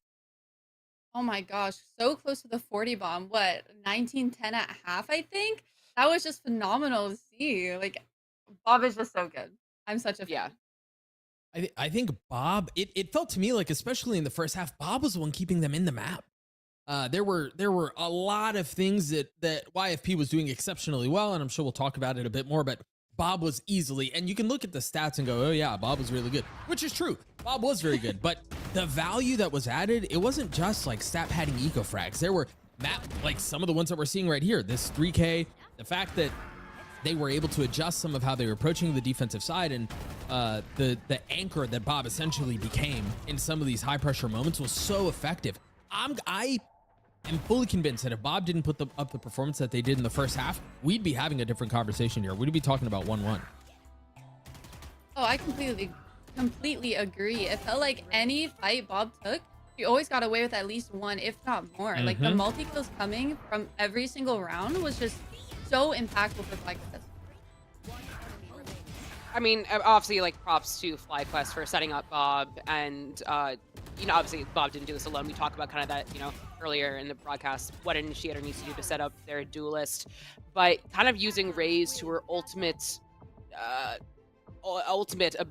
of final form. 40 kills. Wait, they did get the 40 bomb. She did hit the 40 bomb. Oh. 461 ACS is insane. Yeah, Oh, I love going a casual 40 and 16. a lower final to make it to grands for the kickoff tournament of the year. Yep, just another Tuesday for Bob. Oh man, literally just another day for in the office for Bob. Emily, as a player, when you go up against someone like Bob, is it GG at this point? Like, how do you feel? Like, what is the team conversation once they drop a 40 on you? Dropping 40, it's kind of like kill raid boss and we win, maybe. We have a shot at winning that round, you know? If we don't, well, who knows what can happen if Bob is still alive. It's scary. It's very scary.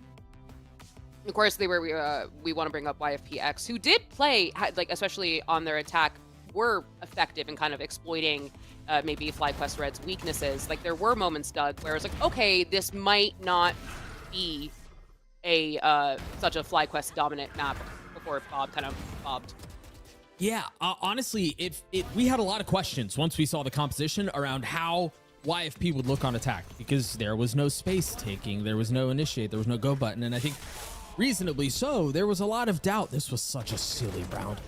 There was a lot of doubt on how it would execute, but I think YFP did an exceptional job at taking, excuse me, what FlyQuest was giving them. If we think about the first quarter, I guess the first quarter, there was a lot. The FlyQuest were trying to crunch a lot, particularly around the south side, and YFP just took the space elsewhere. They would just hit through arcade to go A, or they would just try to fight early, and they were winning a lot of these fights. And so kudos to YFP for realizing where that gap was and exploiting it. They did an exceptionally good job at that. Yeah, to add on to that, I think we talked about YFP and like their random comps and how they kind of have to play their own game. But here, I think they did a really good job at letting FlyQuest do what they wanted and adapting to it, and like feeding off of that, like letting them crunch, letting them fight us, and just like overpowering. Well, we are one map away from maybe a series point, or mayhaps, I don't want to jinx it, maybe a reverse sweep a la EMEA. I don't know. I saw it happen live. But, you know, I think if you're a YFP, well, this is not the outcome of the map, obviously the outcome of the map that you wanted. This isn't terrible, Doug. Like, this isn't like, oh god, we can't go anywhere from here. Like, going into Bind, that both teams, I believe, have played a good amount. YP have played it 3 times. Like, and there's a lot of tape for FlyQuest's Bind. This isn't, you know, code red, if you will. It may not be code red. Maybe it's code orange. I mean, Okay, I see what you're trying to do, and I respect it. And honestly, somebody needs to be that voice of reason on the desk. And so thank you for falling on that sword for us, so we don't have to do it. But I'm not gonna lie to you, it's not it. I mean, I have concerns. I have a lot of concerns on how they're gonna execute some of this stuff.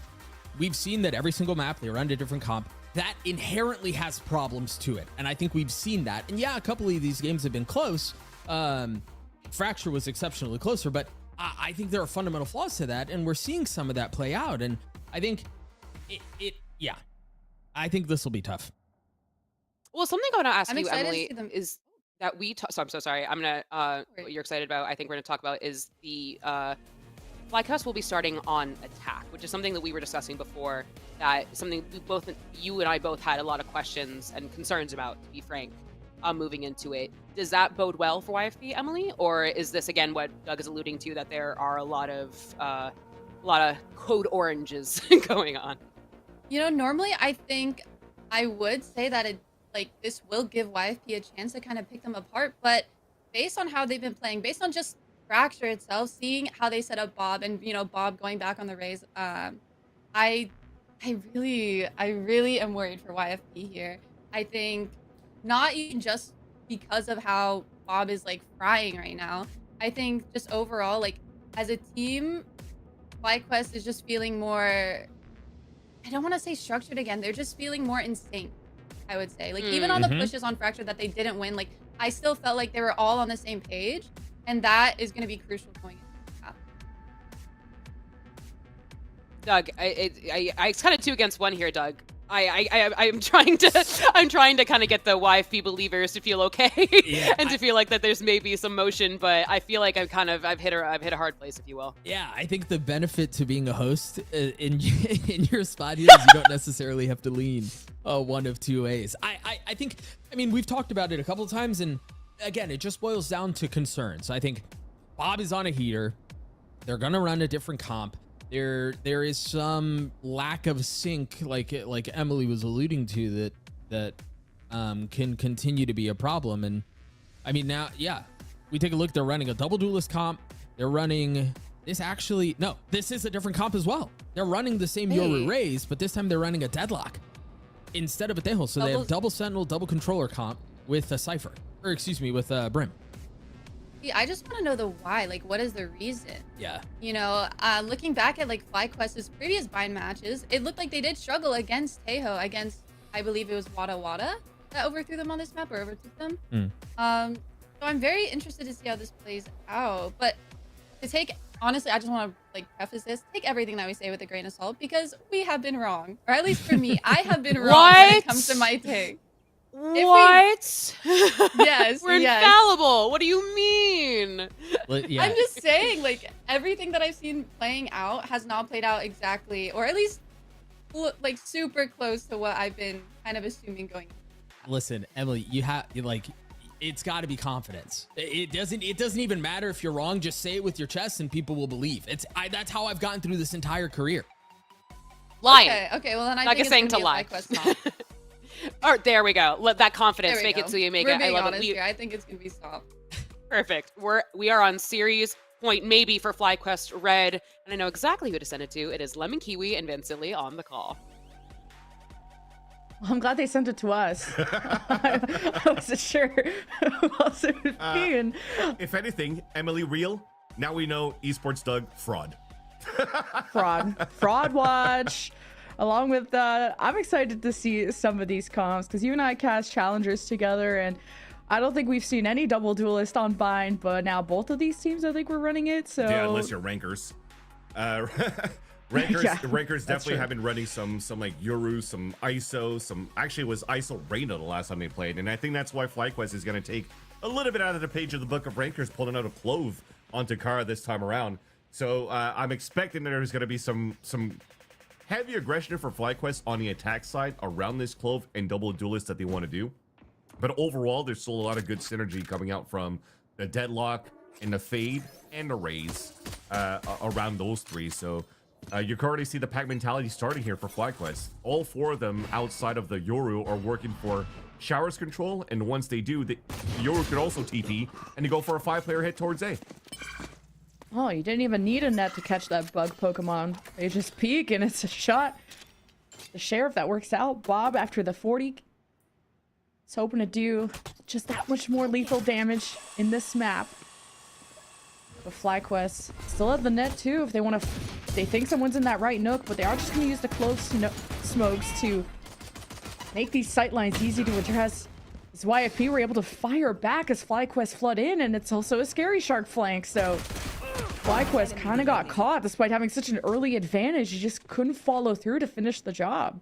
Not too sure what happened there. They did try to do those smokes to play around triple, but YFP disrespected it, played inside, and just popped down FlyQuest, and now Unstable has to try to clutch a 4 versus 1 with a Sheriff. Oh, just looking away at the wrong time, and they would have got the one shot onto the Rays. I would have been a believer for sure. Yeah. And YFP just being able to mitigate that early FlyQuest aggression, just getting the info. Okay, there's a lot of people storming showers. Just being able to catch them by surprise.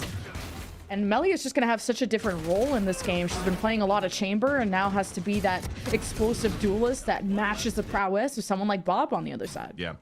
And I also like the YFP composition, although, you know, we were trying to figure out what they could do with this, but on the attack side for YFP in their last matches, they were doing a pretty good job utilizing Yorus for fake TPs while they were trying to re-hit sites when they had the right numbers.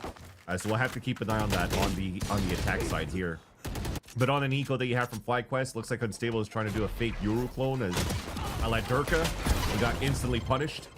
But somehow this is going to be a thrifty for FlyQuest? Oh no. It's looking like that. YFP got maybe a little too confident. Now you got a deadlock on the post plant, and Sonder blocks off the back site. FlyQuest have smoked heaven. And that's about to go away, and Kara with the quick flick. And Ev is able to upgrade to a Vandal. Good kind of sidestep. Not going to spray down the box. Still gets the win, and quick flicks onto a second, and you called it. It's a thrifty. Bob's just trying to see if she's got some hops there from the barrel. Trying to pick up that Vandal that was left behind, but yeah, at first I was like, okay, well, Unstable's just going to try to troll a bit with their fake Yoru clone up towards Long B, but for the others to just win classics on the showers push. Not too sure what was missing there. Corrupt was their solo, and then we had another solo peak, and then they just gave up an Outlaw and a Spectre because of that. So that was the demise. That was the finishing touch and the finishing blow actually on YFP here. And now you utilize the Outlaw to your advantage and also everything else that you picked, and trying to storm against the defense. Another aggressive play from YFP that gets completely shut down by FlyQuest. Yeah, there's very good weaponry from FlyQuest, but mechanically, FlyQuest look really good in this series and overall in these high-pressure scenarios. Sometimes that's all it takes to win out. As Ev will just hope to go down with the ship, and FlyQuest being able to keep all these weapons in the next round always helps too. Yeah. And you see that even though Kara was getting very close to her ult under the Clove, or maybe trying to use a fade with the Nightfall, they actually want to leverage the ult around the Yoru instead. So Unstable going with the Orb and the Plant, trying to chase for the kills too on Ev. But they won't be able to find them. But at least you're seeing the game planning for FlyQuest, that they are going to put a lot into the Yoru Dimensional Drift. And usually Yoru Dimensional Drifts on maps like Vine, it's a free round for you because you can get so much information within the sites, and if those players are not playing to go retake, then they're gonna get spammed, because usually you're trying to smoke to screen the push coming through, and they could just leverage their opponent's smoke to just spam through it after Unstable gets all the information. So think about that game plan, how YFP is going to be reacting onto that once we get to the ult here for Unstable. Yeah, FlyQuest have had really good reads on when YFP are going to get desperate, and in that Sheriff round, FlyQuest just had to hold the angle. So we'll see how this op, and even a showstopper from Bob already, can be used early. Meanwhile, you have a FlyQuest Lurk that's prowling up into A. That's gonna get some attention, even maybe pull this deadlock from Corrupt, and Melia puts a stop to 1 and now decides to back away. FlyQuest, don't be shook too much. They pulled their lurks from A over. And it's Melia with support from her team. With the op to just hold the doorway. And FlyQuest, at least a smoke separating them for a moment, so could have chosen a different path. And maybe they're just waiting on Lace to activate on that lurk and give them another option. Because you already used the clone here to try to sell a fake moving up, you can't use the clone running into the B site. So this is just going to be a simple fake to the B site. TP away towards the end, try to make a play towards A, but with this lurk coming up, I mean, she avoided the trip. She gets it. All right, well, FlyQuest are looking for a pick either off the Yoru or the lurk, and finally they land on A with 25 seconds left to play and a deadlock on the post plane. That's the beauty of having Sonder in this lineup. Besides, you know how good of a player she is. Okay, that worried me there a bit when the knife was out and the gun came out. FlyQuest, a 4 versus 1. I would like to be kept there from Melia. And I think that deadlock barrier is still in the way, so Lace is maybe trying to take this op away from Melia. And now it just feeds more orbs. Stable's already there, though. That's no op left. Feeding orbs is okay if you could deny the op from Melia, because YFP's economy is super low. They're going to be forced to save on top of that in round number 5. But this right here, it started off well. Bob overextended on that peak. They didn't really time their 3-2-1 to sell that fake first so that Bob could get the wide swing on the shot. But outside of that, the Lace lurk towards the U-Haul was everything that changed around in favor of FlyQuest to convert that 4 versus 5 to their advantage and for a round. You mentioned that showstopper that was available for Bob. It's still available now in this round, but also for YFP. That could be the saving grace here for YFP if FlyQuest decides to go back towards A with this pressure here on Sands. Damn. Nice little flash play from Bunny B, and he still has a teammate to try and delay things in Hookah, but the net maybe catches. But Scary Shark is able to bite back, and 1 away from the orbital strike is going to take a safer position towards the site. While FlyQuest have to deal with deadlock barriers and all types of Sentinel util, both stacked at A. But at range, Unstable still gets a pick, and a Prowler's trying to trigger some of this util. While Kara is by themselves, inserted into Hookah. She heard Nora run down too, so she might call that. Sorry to cut you. So that's why the other 2 players are walking forward. They might be able to catch Nora walking down here. FlyQuest gonna take their time, and Lace, the big shutdown, gives a lot of security to this planter. Melia's on the way, and it's gone. The showstopper is simply gone.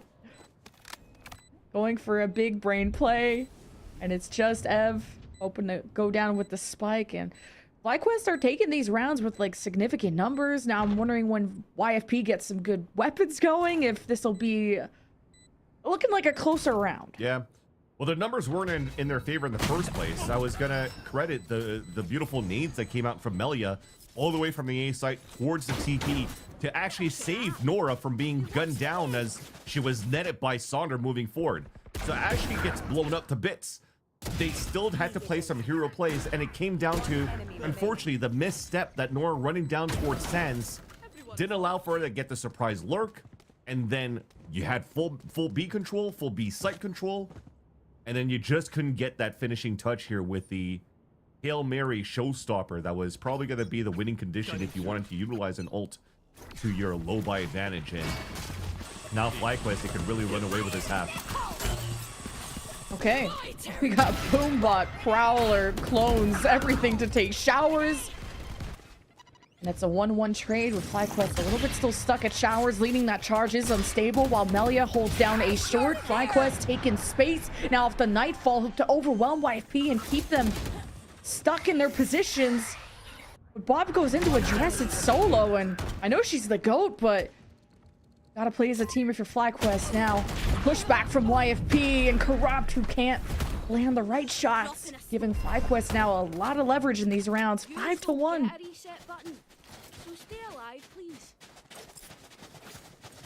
Sonner was trying to run up here with the annihilation at the very beginning. He got opt down here by Melia, so she did her job, really holding it back towards that short side, but that pressure that came through from that showers push was really, really nice here. It didn't give a chance here for Nora to really set up and leverage that orbital strike that maybe could have stole this push out from FlyQuest. So silver lining so good is here for Bob. Yeah, at least the silver lining is FlyQuest used a lot of ults there, so YFP have a broken bye, so the Bucky too.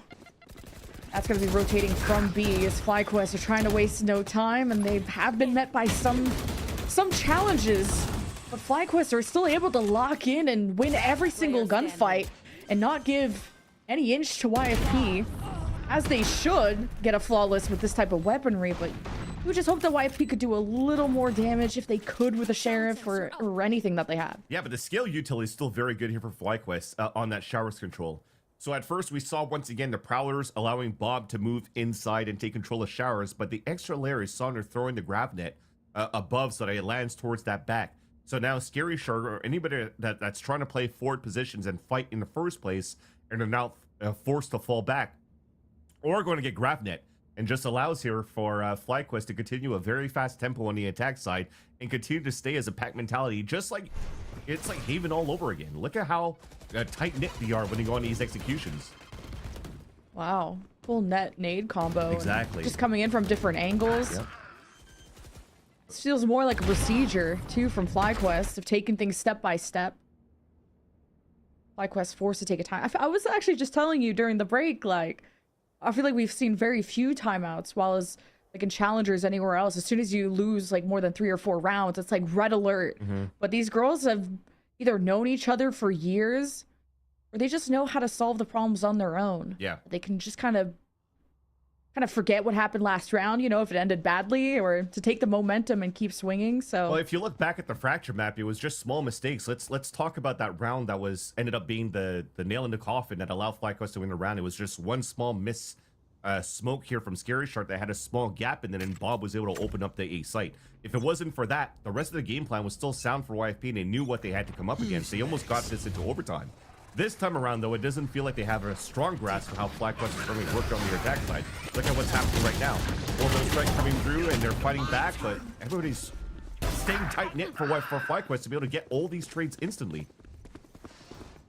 FlyQuest send most of their numbers through showers, so YFP knew they just needed to stop hesitating and actually shoot back and hold that door instead of just let FlyQuest throw util, throw gravnet, nades, flashes, whatever. And especially, what was it? Oh, it was Bunny B2 with the dimensional drift. So YFP done a great job now. It's just Sonder in the post plant, and she gets picked off, and get to keep the op too. So a great retaliation for YFP, because I was starting to get worried about the mental of being down 0-2 in a series at series point, and you're down starting to be a significant amount of rounds. But after the timeout, clearly they've cleared their heads. Yeah, and what I missed there was I was complimenting FlyQuest on how good they were on the tight-knit pushes on these instant trades, but there was still really good delay coming out from YFP from an orbital strike. So their answer to unstable ulting into U-Haul to start creating some sort of a chaos within the A-side defense, they decide to push showers with their ults, making sure they don't get hit by grab nets like they did previously, and fight in that spot because they had such a strong ult to work with to defend here towards showers. So that worked out for the a saving grace here for YFP, but they needed some strong ults behind that in the first place, which they don't have this time around. So now their win con is an op in the hands of Melia once again, watching it towards Hookah down towards Sands. And for FlyQuest, just a little standard default. Sensor tripped. Just spotting numbers there from FlyQuest over at B Long. A slower default from FlyQuest, and unfortunately getting punished. FlyQuest have been shoved at showers, so they adjusted by slowing things down a little bit. So that's being met by equal aggression from YFP, which resulted in that YFP win. So FlyQuest be missing Sonder, and she'll be missed dearly on the post plants if they even get to that point. The offensive op from Bob is still hoping for a peek out of YFP. Deals with at least the trip with the nade. Meanwhile, the obstacle course over at B will ensue, and FlyQuest have all that to deal with. And so far, so good. And if they can get that kill onto 30 Corrupt, seconds left. that may even signal FlyQuest to plant over there. Now clearing through Hookah will put pressure on Corrupt, who still has the Annihilation, and Melia holds down. Enemy remaining. FlyQuest are just met by so much force from the defense and just can't seem to break through.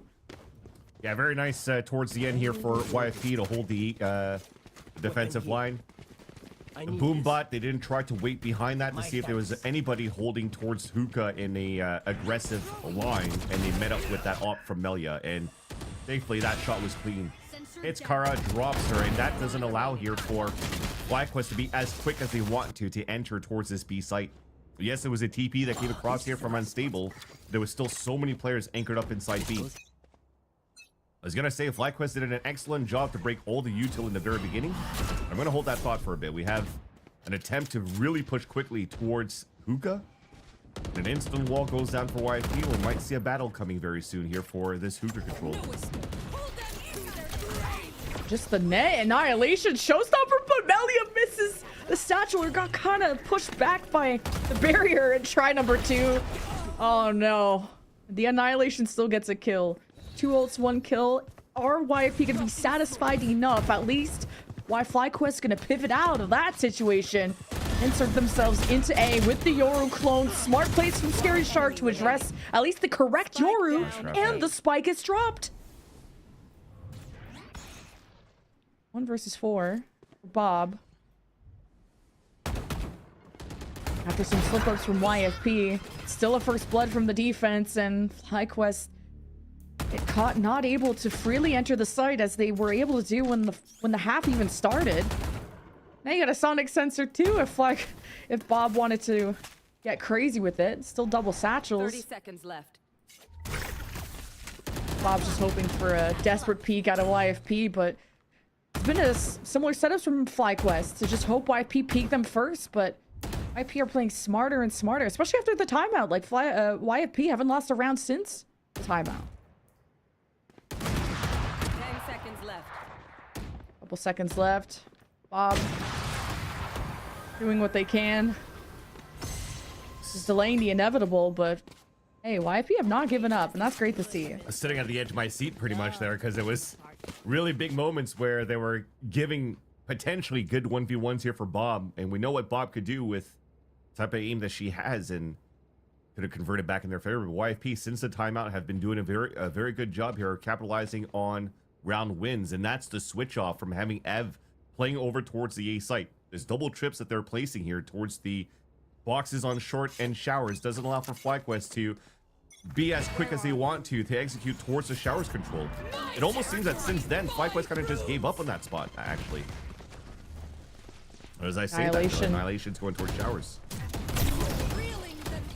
Oh my. Actually getting a victim from that, just running up through the showers. YFP not spraying through the smoke and not aggressively holding it like they did before. And no one's gonna save. Oh, that was a clone. Yep. I thought that was the real one. Oh my god, FlyQuest get away with nothing. But it's now still stuck in showers, hoping to protect that cocoon. Now they have to re-clear, and now there's smoke standing in their way.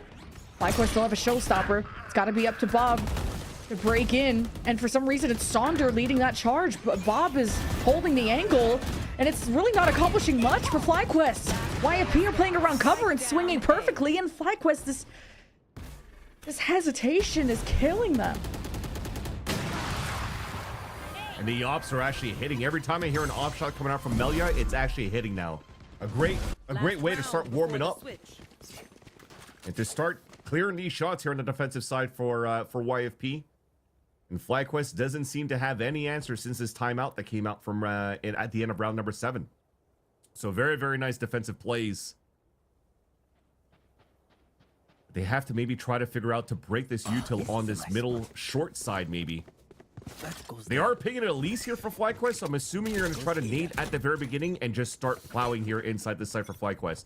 Been really good for instant trades, and they can do it now. The mind games using the teleporter. FlyQuest trying to pull YFP out of that showers doorway, and He's breaking the crosshairs, but Bunny Bee making a huge turnaround in this map. That's kind of uncharacteristically at the bottom, and look the play she's trying to create. I love that confidence, and Bob is firing back. So nice. And after a 6-1 lead for FlyQuest, we end the half 6-6. And it almost looks like you're giving so much space here for FlyQuest to overtake towards short A to get into the A site in the first place.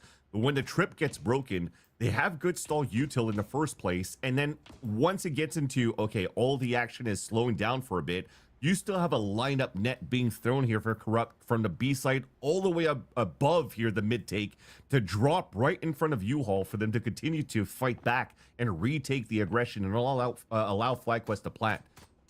As crazy as it looks for a composition that came out here for YFP within this map, they still have good structure around how they wanted to hold the defensive side. Now on the attack, as I mentioned before, they're really good at throwing fakes here around Bunny Bee with the Euro clones, which they won't have for this round, but at least they'll have a duelist trying to take control of showers. It's tough because the only initiation you have is what, like a flashes from the Yoru. So YFP get caught through showers, get double picked. They try to actually teleports came from FlyQuest behind. And it's such a quick retaliation from FlyQuest, and Lace with 3. So clearly they were able to kind of shake off the YFP comeback, and FlyQuest ran them down. Yeah. Seems like FlyQuest also has a very sound way that they want to play the defensive end. Them also switching a couple of players through their compositions for this map, and you saw Lace engaging right away, going through the TP with support out from the showers with this flash, and there's no way here that YFP could get early control of showers, take orb control, or even try to split out towards the area. And quite surprisingly enough, both of these teams are adding a lot of importance into early showers control. Unlike a default that gets you on a long B control they could with deadlocks. They could throw nets here from market into Octagon. Yeah, YFP tapped the orb, gave enough time for FlyQuest to set up and just await the push from YFP. Now the Marshal gets to reset up, and YFP have lost a lot of traction, at least with open vision. They try to use the Cypher to get some information, but I'm not sure how much they were able to see through that camera. And the Prowler from FlyQuest is thrown to still get info off of showers, and they try to send someone through teleport, and YFP are just kind of stuck playing reactive as much as possible. And unstable, the search is complete, and there is no rescue coming for YFP. Small attempt too when Lace opened the door. I think she used the Prowler in there. Corrupt walked in, so yes, it's a freebie onto Lace, but you kind of just trap yourself into TP so that Unstable could come out and sweep up the kill with the Stinger. But a very clean anti-eco towards the end. Just body peeks coming through, punish right away, and that's the thing. At this level, if you're still trying to body peek against players like Bob, and you're not using util, you have to make sure that you have pixel peeks instead to try to bait out the shots. But if you're going to show a little bit of elbow or a little bit of leg, Bob's going to take advantage of that shot. No elbows will be shown here. These FlyQuest back away. You don't know if that's the real Yoru clone. FlyQuest just use the Prowler to re-clear through B. Meanwhile, YFP take advantage of the walk-up from Unstable. And Kara could be next on the menu. And Corrupt gets the kill through the wall! It just feels so gifted, so charitable of FlyQuest. This pulls the entire team of YFP to go plant at A. Yeah, not the best bonus to start with for FlyQuest. But Bob still has a rifle. They could still buy within the next round. All grouped up here is a nice thing, so they could maybe go for exits, but Ev's already got 2 trips watching that flank, so that is going to be impossible for them to get the surprise backstab. YFP might end up having a flawless round, I was going to say, unless Saunder is able to get the jump across, but cannot. Uh-oh. Gonna be a clash. That's YFP go to execute and at least try to leave the site. Melia's stuck in. Gonna use the satchel to reposition. Off the swing off of Ev, too. No way. With the off. There's no way. At least we're entertained, and that's what matters. I am. Style points for sure, but as I mentioned before, this is Melia starting to hit her op shots, so I'm actually quite happy to see the confidence coming out of that one to be able to win that. I know it's in an anti-eco, but it's still a classic that you're landing here after a satchel jump and still trying to get an op shot for the win, and you still landed right over here. Or right click that connected in the first place. But that's going to instill a lot of confidence now for Melia for the further rounds. FlyQuest in this round is still not the best gun round that they have, though, despite the save that they have on the previous round. Lace only has a sheriff to work with. Now that Melia's like on an actual duelist, she gets to frag out against Bob. This is what I wanted to see more of on Fracture. Now it's a playstyle where Melia can be aggressive without having to figure out timings of when to teleport out on the chamber. Actually be both teams duking it out, but it's not going to be on the most even playing field with, well, where the health is at, and also Sheriff and Guardians and spamming through the smoke. I was wondering if FlyQuest were going to do more of this, and elbow was shown but not shot at. Yeah, that's Bob with the Guardian the whole time. 2 taps onto Bunny B. Bunny B's low on HP. Doesn't have too much left on their regen shield, and then you have Melia also getting tap and giving up showers control. Stable. Oh, the double swing. Nicely done by YFP. Setting up the deadlock barrier so they can get a plant and at least trap FlyQuest in, but they don't have full vision of U-Hauls, so YFP have to be careful of that. Bob trapped too. Oh no. It's YFP are not even going to care about clearing U-Haul. They're just going to hope to watch over it from A main. Nightfall Flood. It's the best thing they got right now. The Sheriff, Lace, and the Prowler puts pressure on Bunny B, and then the jiggle and the bait and switch from FlyQuest is pretty clean. Despite the disadvantage they sort of started with. Now the spike gets tapped, and everyone gets hosed down from the YFP firing squad at range. Some kind of util mixed up FlyQuest, and I thought the retake was possible. That was such a nice try because they went for the fault line. You deafened a couple of players back towards the short. One's gonna run in to go for the defuse, and then the other ones are still fighting and not fully committed to give your peak out and give your full body out here from FlyQuest because you're trying to delay as much as you could so that hopefully Sonder can get the full defuse. And somehow, by a miracle, YFP is able to come across and spam through the smoke to get the frag. And it's around here for YFP to tie up the game. No heroics. Follow protocol. But it was still very good here for YFP to enter. You mentioned it here, Lemon Key. They did a great job trapping FlyQuest within U-Haul where they couldn't really get out and delayed long enough here to not get the best value out of the Nightfall. Yeah. Just getting into B has been so tough. Just with the deadlock util and using the clone, which gets stopped by the barrier. That's out of the way.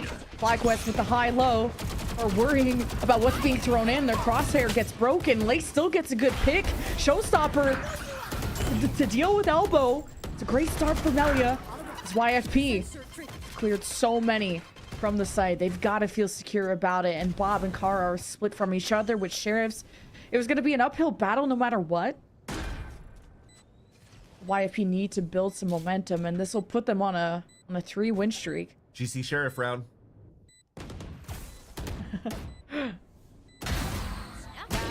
Oh, clean shot. This is a follow-up. Kara, last one. It misses, but Melia doesn't, and she is firing on all cylinders. I mean, you've already mentioned it a few times, how mechanically different Melia has been, but this has been the agent for her. This has been the map for her. Yeah.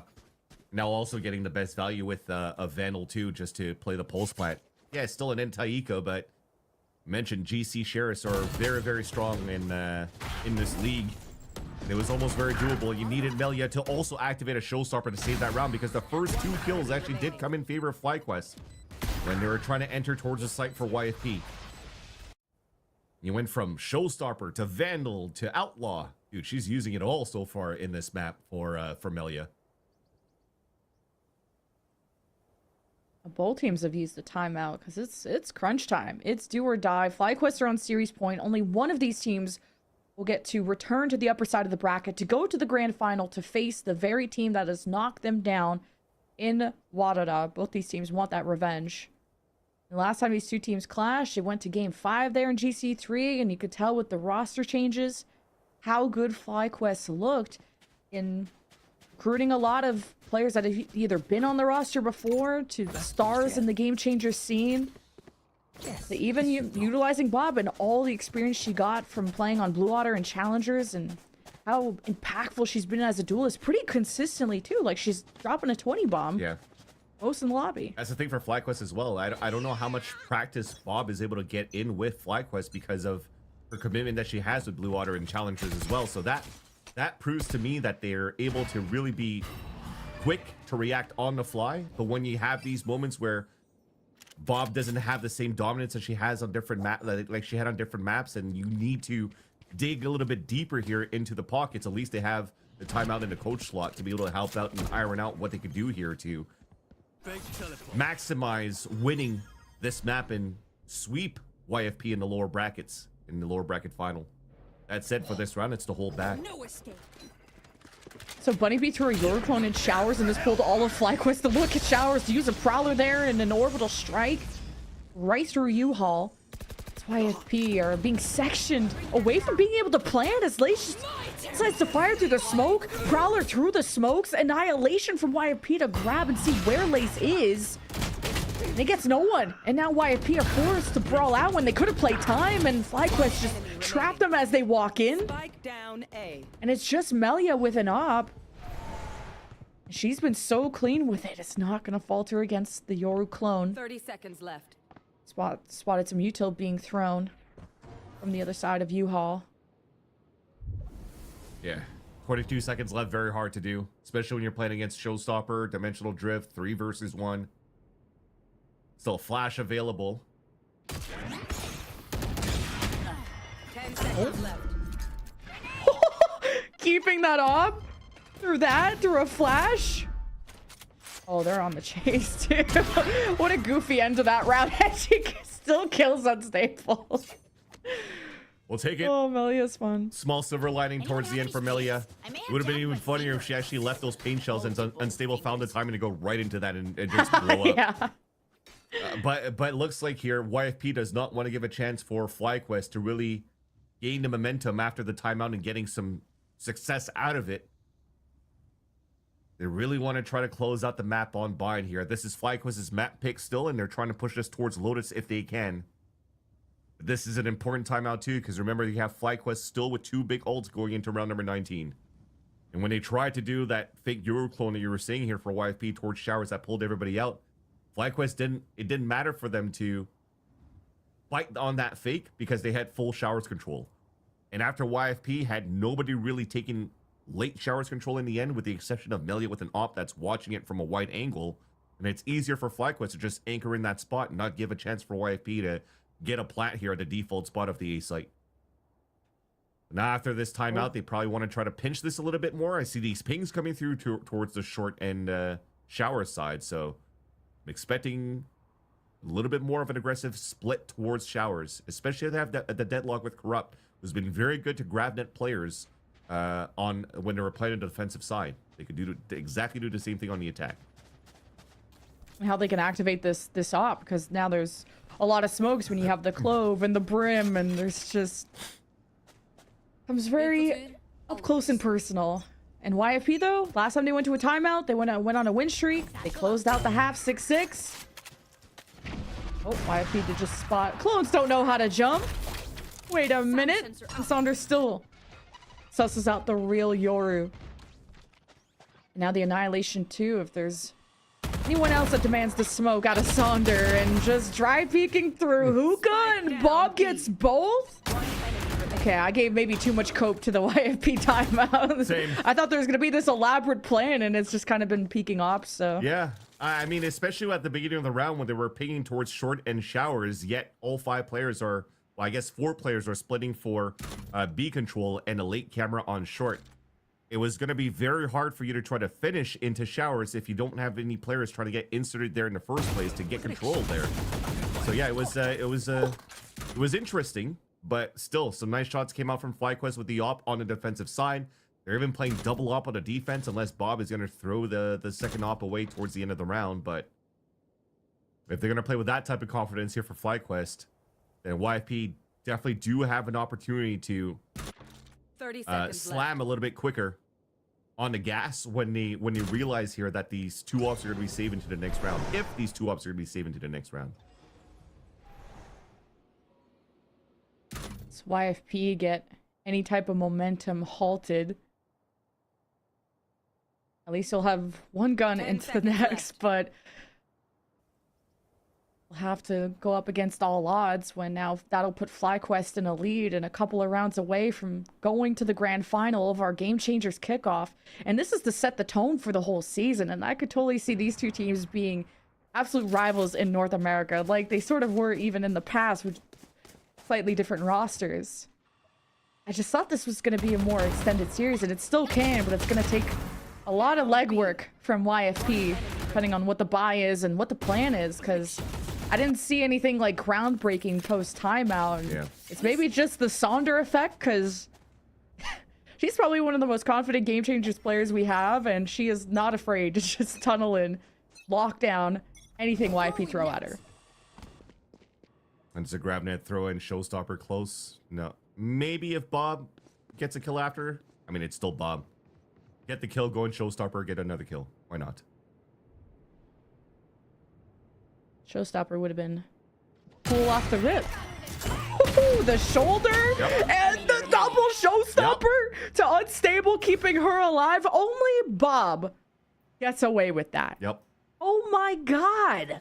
So I was gonna say, at least the silver lining. I wanted to continue your thought on what you were just mentioned before. The silver lining, at least in this series, is that it has been very close in the last 2 maps, including this one. So this one and the pressure are definitely neck and neck until that happens. Until that happens from Bob, and then it's just like, okay, well, it's gonna be the same story all over again. It's gonna be Bob starting to activate, currently 25 and 13 on the defensive side. Sound sensor up. And that might just seal the deal towards the end.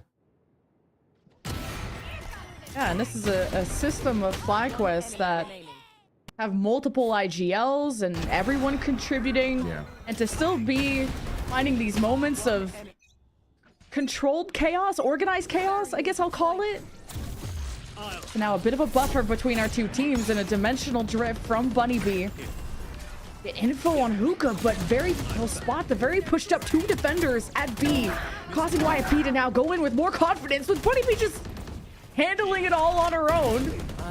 Now needs to break in because the reinforcements are already here for FlyQuest 3 and the neural theft from Ev to suss out where Bob is in a 1v4. Again, with Boombot has paint shells and satchels, and Bunny B couldn't pull the trigger enough. It was mid-yap sesh either way. YFP keep themselves very close to FlyQuest. And that's what we mentioned before we started this map, is that Yoru on a dimensional drift like Bind could get a lot of value. If it's not for allowing your teammates to spam through smokes to get kills, it's getting behind enemy lines. And with that, nobody really expected on Bunny B to TP, or to come out of the dimensional drift right away towards B, because there was just so much utility and noise being created by the rest of YFP on the top of Long B. And Bunny B just really went top notch in that round. The space that they took, the fight also towards spawn that they won, allows your YFP to keep this quite close. But this is FlyQuest having a lot of rounds strings, in the last few rounds. Op is still available in this round here.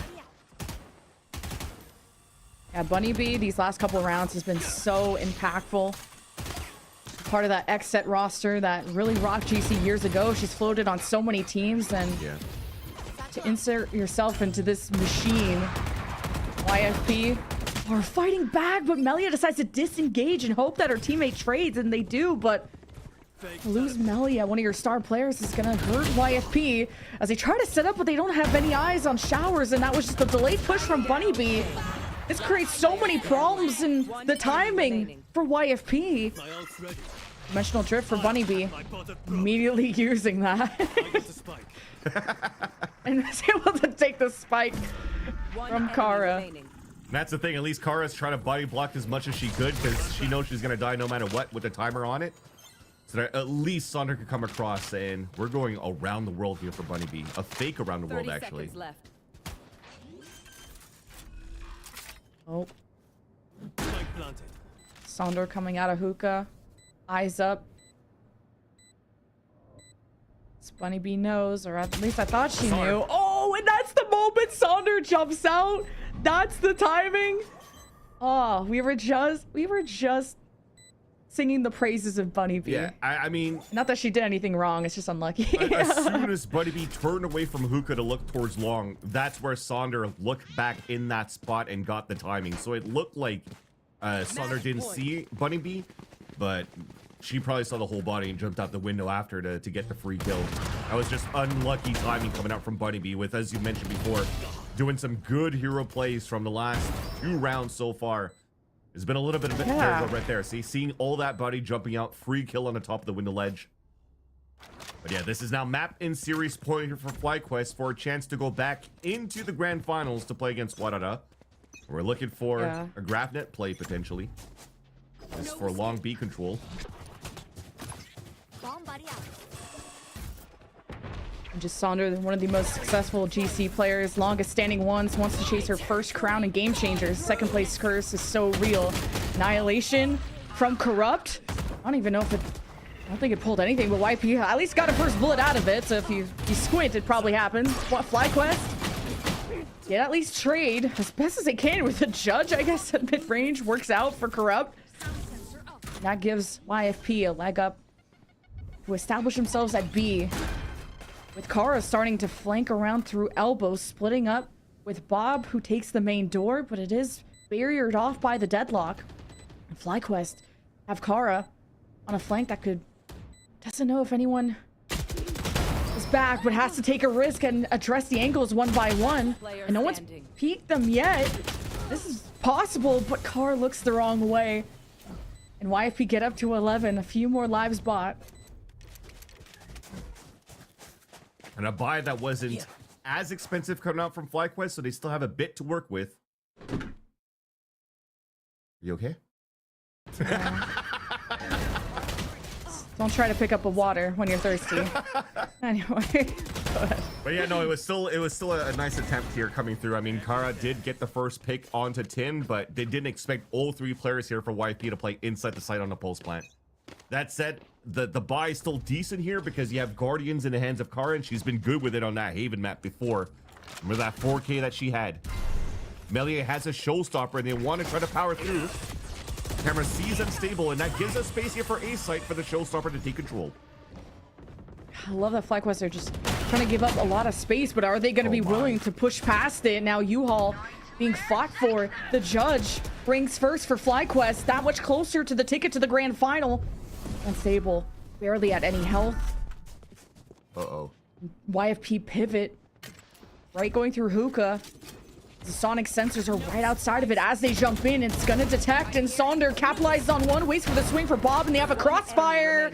And FlyQuest clean up the arena from YFP, but before Corrupt is able to clutch against both players from FlyQuest. Can't escape. In a 1v3, here's the stomping from hookah. 1 down, 2 more to go. Swings for the ace and for the save. As the annihilation gets no grab. Car remains alive and has shot through hookah, and it was almost the ace to save YFP, but a sweep for FlyQuest awards them a grand final appearance. It had to be the Guardian in the end of Kara to close things out and allow FlyQuest to win that 1v1 in the victory in a 3-0 fashion. Very, very nice towards the end for FlyQuest. A timeout was very much needed for both of the teams to keep this series close. But unfortunately for YFP, they finish in 3rd right now, where they couldn't get the upset against FlyQuest.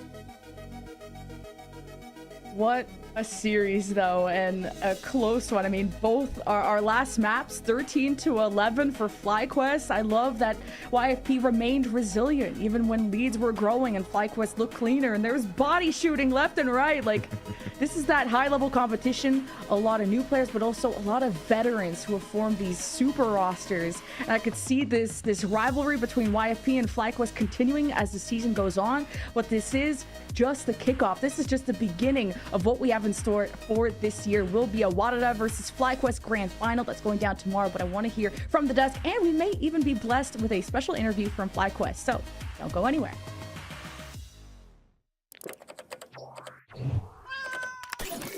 Red Bull gives you wings.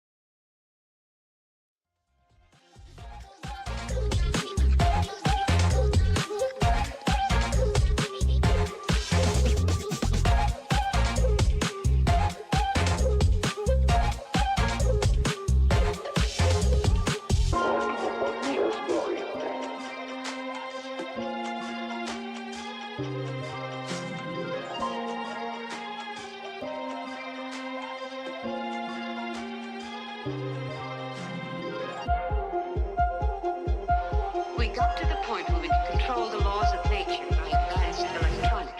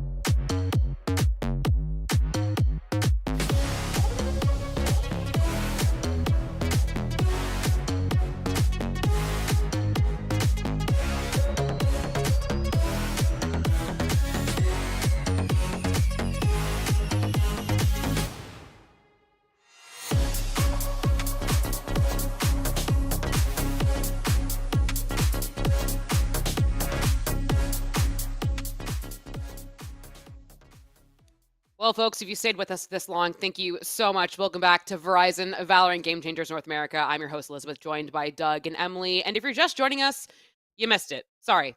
But you can watch the VOD again. But you have missed FlyQuest Red take down YFPX 3-0. There were some moments there that seemed like maybe we were going to a fourth map, Doug. But in the end, me championing YFPX was maybe the wrong call because FlyQuest Red just kind of took it and ran with it towards the end. Nah, low key, like you looked like you were right for a little bit, and I thought, all right, well, this is happening. Liz just goes to show that she knows way more about this game than Emily or I do.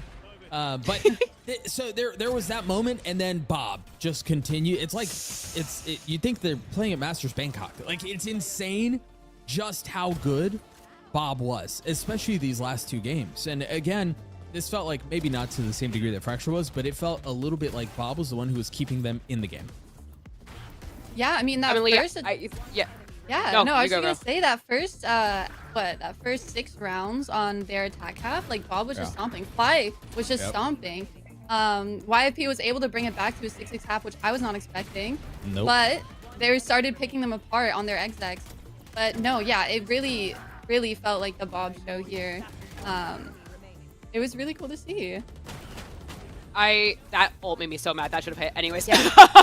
But I think the ending graphic for victory was Bob, and I think that just kind of encapsulates this day that we've had today. 40 bomb on Fracture. I'm not sure where she ended on Vines. I think we're gonna find out pretty soon. But it's still just like a stunning. I think we should have a counter of how many like double showstopper kills she got. Just finding so much value out of that Raze util and just really helping kind of set up this brilliant performance for her team. But of course, 29-17. Wow.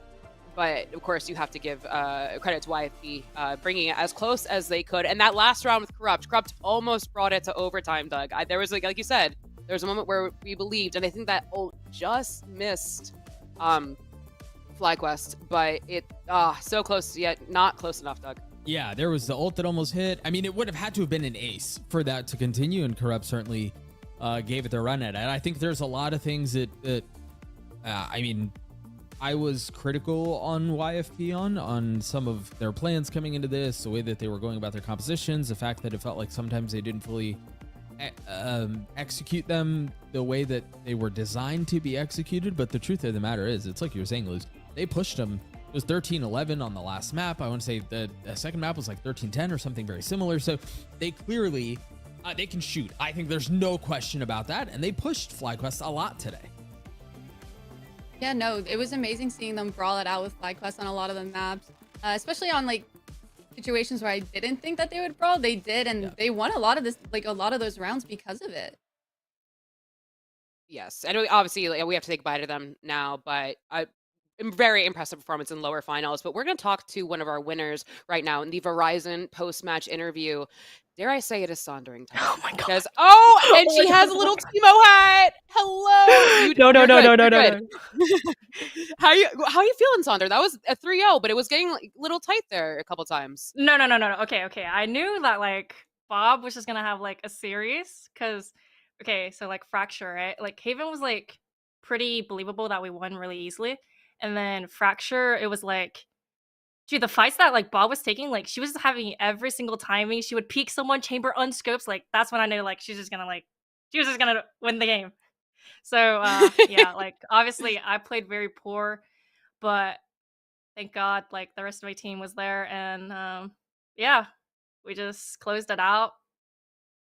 Good stuff from my Talk team. to me about great stuff from your team, especially Bob with that 40 bomb like you were talking about. Talk to me about what it's like just to have such an frankly oppressive fragger on your team that just kind of finds those timing, takes those fights, gets like double showstopper kills all the time. Do you build around her? What is that process like?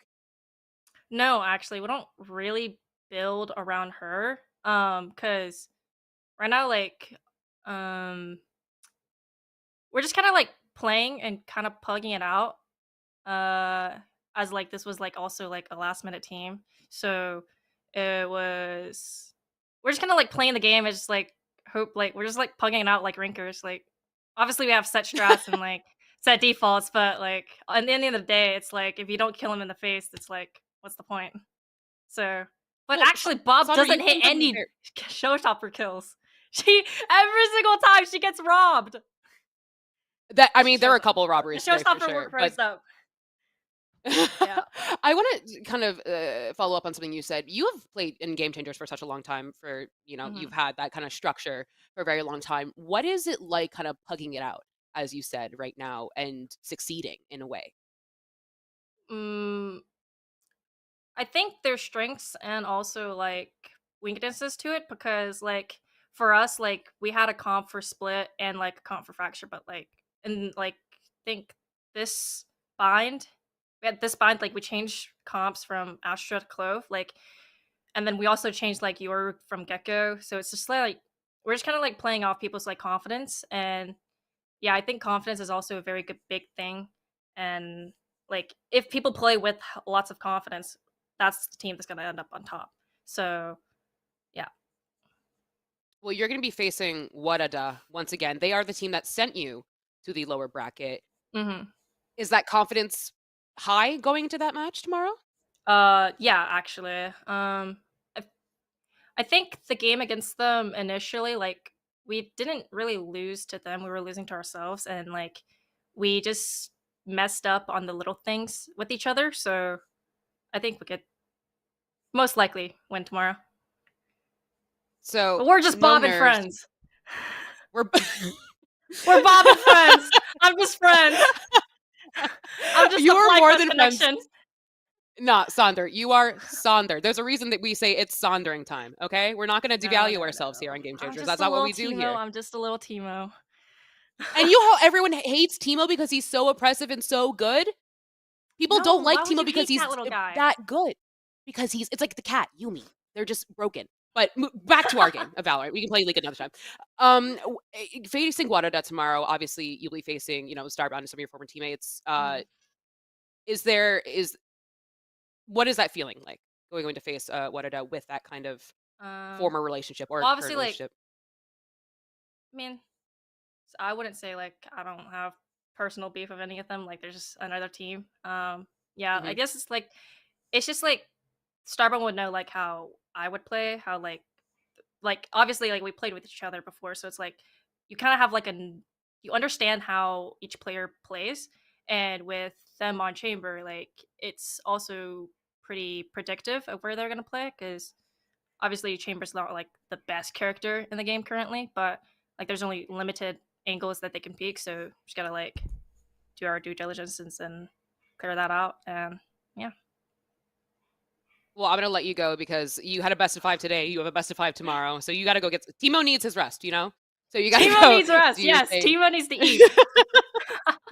Timo needs to eat. Thank you so I'm much, so Sonder, and eepy. congratulations. Go get Thank some you, sleep, thank girl. you. Go get some sleep. And aren't we all a little eepy now and again? Dare we say? Are you eepy, Doug? No, never. No, never. Nope, Not not with once. some nice Red Bull. Emily, you eepy? A little bit, but it's because I didn't have my, sugar-free Red Bull today. Yes, and that is we all make that mistake once, Emily. Never again. Never again. But just to look at how we got here and where we will be going tomorrow, we're gonna take a look at the bracket once again. And again, I do want to highlight that Waterda sent both YFP and YFPX and FlyQuest Red to the lower bracket, and it is going to be FlyQuest for the rematch facing them again. Another best of 5. And Sonder talked about it. She's a little eepy, if you will. And again, like Timo needs his rest. It's a marathon at this point. Waterda had a day of rest to watch, most importantly. So if you thought today was good, dare I say, buckle up. What does Timo say? I don't know what he says. He says something. That was Captain really... Timo on duty or something. Yeah, Oh, yeah. Captain Timo on duty. Yeah, Holy yeah. smokes. You just bailed her out because she was drowning. I mean, I was, yeah. I like either. I'm like, oh, she's in trouble. I kind of want to watch. This is funny. I'm here for it. Oh, But then you so we're saved setting me her. up. I did. I got This you. is why I I like. got you. This is why I like Emily more than you. Honestly, I like Emily more than me too. I don't blame you. Real and valid. Do we have any preds for tomorrow? Do we think between Waterda and FlyQuest Red? Yeah, I mean, I think, like Sonder kind of said, is that they were a last-minute roster. I think with each matchup, they've kind of gotten a stronger understanding of each other, stronger team chem. She spoke on some little mistakes that they were making today in this best of 5, and I'm looking forward to seeing possibly a more fine-tuned team tomorrow. Yeah, I agree. I think there's a lot to be excited about for FlyQuest. I think some of the smaller things that Sonder was mentioning has been adjusted to, and especially when you have a team that's that new and that is self-admittedly a bit puggy and just kind of playing the way they want to play. Those are things that only improve over time. And is it safe to say Bob is going to drop 40 again?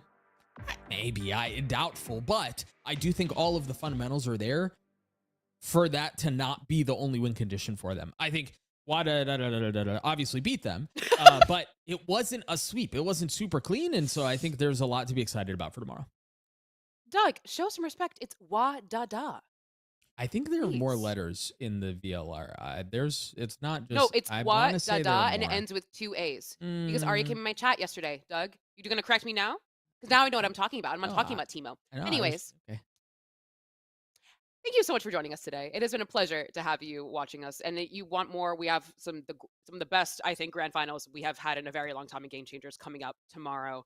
So on behalf of production, admins, the players, us on the desk, and the casters, thank you so much for joining us. Have fun, be safe, make good decisions, and we'll see you back here tomorrow.